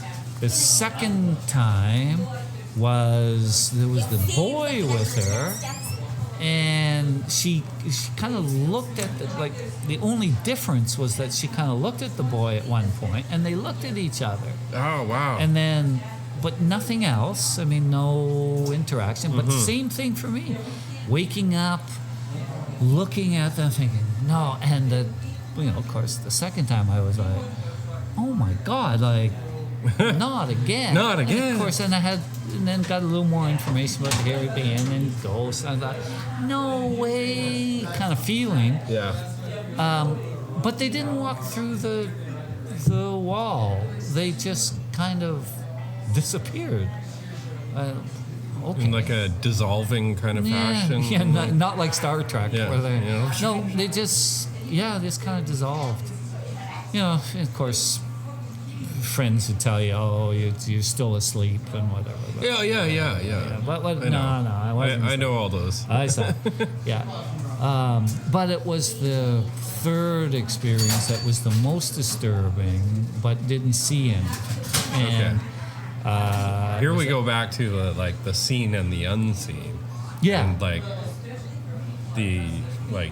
the scene is like, oh yeah, nah, it's all right, and then the unseen is like, whoa. Seems to be way more energetic. Like the scene, it just seems to be I feel calm actually. Yeah. Like I'm not scared. It's just kind of calm, kind of observant. Not high adrenaline, not high energy. No problems with anything. Getting up, going to the washroom. And but it gets what happened with the third situation was I had kind of a rough sleep, and I was kind of having a disturbed night, and I was a little restless. But I had somebody with me in the room. I had a girlfriend in the room, and my hand was lying on the side of the bed, and something licked it. I know, and maybe not a great paranormal story to have something lick you, but it licked it. It felt kind of like a dog lick would be, and it shocked me into being awake. To what the fuck licked me, and the situation of the room is that there's an old wardrobe with these mirrors, big mirrors, like these 5-foot mirrors that are only a foot from the bed, and I woke up looking into this mirror, and I have to say that I have never had negative, energetic feeling like being in front of that mirror. And I know mirrors have these kind of mystiques of horror story. There's a whole legend probably around mirrors. And horror story tropes as well. Totally. And I've never really, had any mirror things before or whatever. I had the worst, I don't know, the most intense feeling that I was going to get sucked into this mirror, to the point that I was trying, like I was, I don't know how they're going to edit the podcast, but like I was saying with trying to wake my girlfriend up with the flying orb, but I was trying to wake the girlfriend up in the bed next to me, because even when I was conscious and awake and sitting up, I thought this mirror was going to suck me in. It wasn't just like a fleeting thing, it was an energetic feeling for an extended period of time, and I was trying to wake her up to say... What were you doing? Just like... Yeah, shaking her. Shaking her? Total shaking her. And now I'm looking away from the mirror, because it's right behind me, and I'm shaking her to try to get her to wake up, and I cannot get her to stir. And I look back at the mirror with this absolute fear I'm going to get sucked in, and then it dissipates. It just dissipates again, just like the woman and the boy did in the last of it. It just dissolves, and then it's just an unease then, just in the stuff. But took you a while to get back to sleep? No, I don't know what that is. So did your girlfriend like wake up like right after? No, actually, were you trying to wake me up? No. Okay. In that instance, no. Just kept sleeping. Couldn't believe it. I mean, how can you shake somebody like that and they don't wake up? I don't know.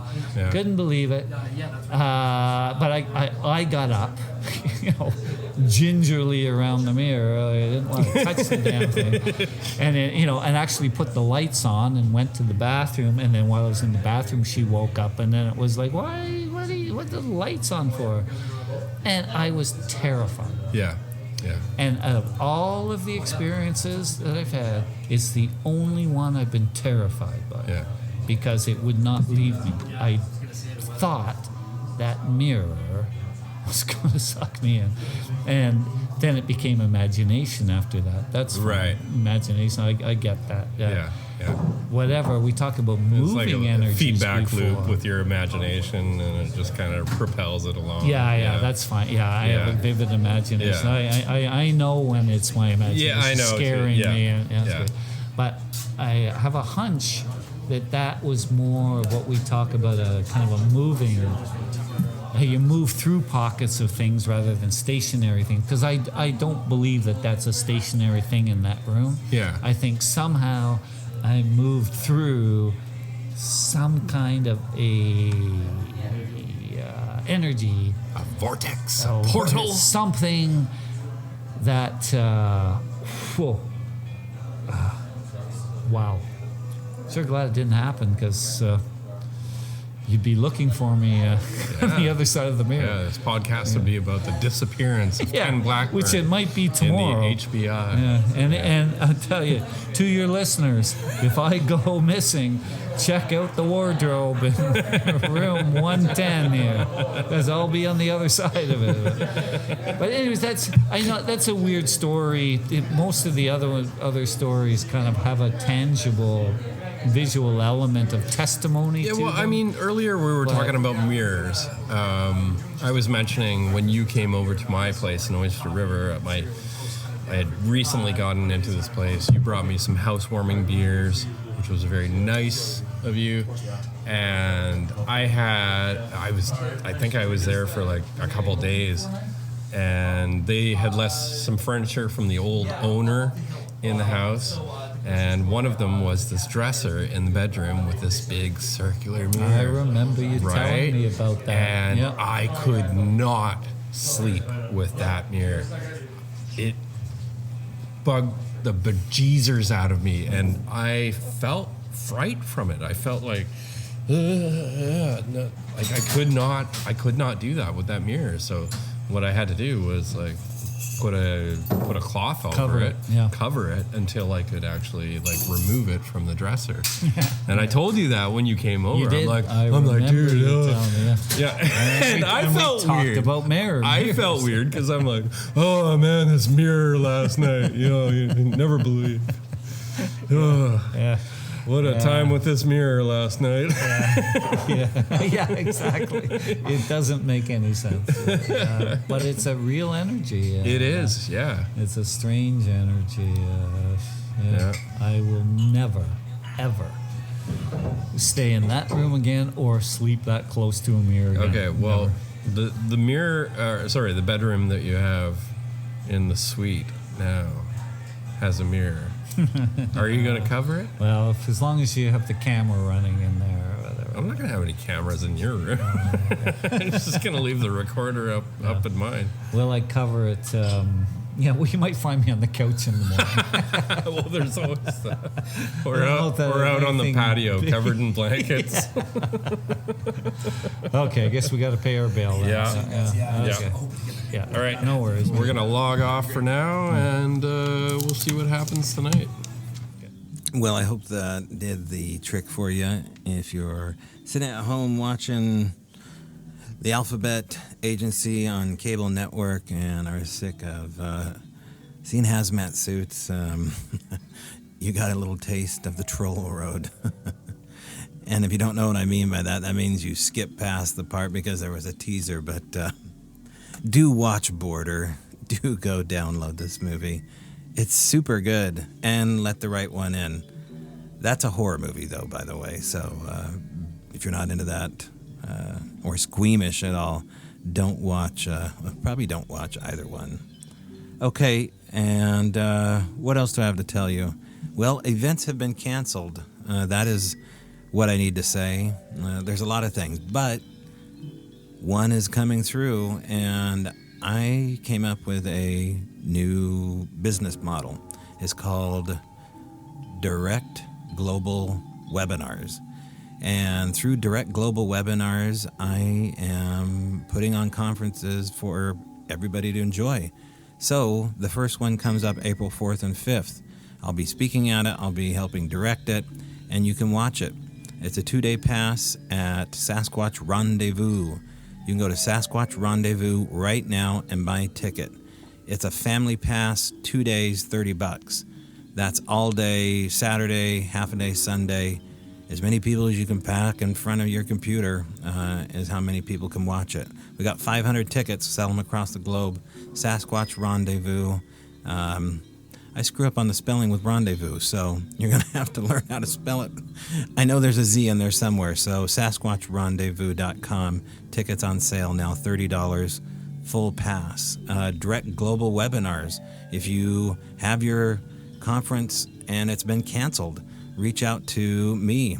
You can reach out to me at strangebrowradio@gmail.com or go to Direct Global Webinars and see if there's a package within there that suits you. If there isn't, if you're on a hazmat budget, shoot me an email at strangebrowradio@gmail.com. I'm not turning anybody away. So here's the deal. You can have a panel conference with your speaker, no problem. High quality digital webinar, recorded audio, video, 500 people, 10 speakers. I record the whole thing. I produce it. I'll send you everything in the mail. And it's quite the treat. So check that out at directglobalwebinars.com. Okay, that's it. Crazy week. Everybody stay safe. And I'm praying for y'all. And I will be back, Lord willing, next Sunday with a fresh new episode. And I think you're going to like that one. Okay, that's it. And of course, I will see you in the trees.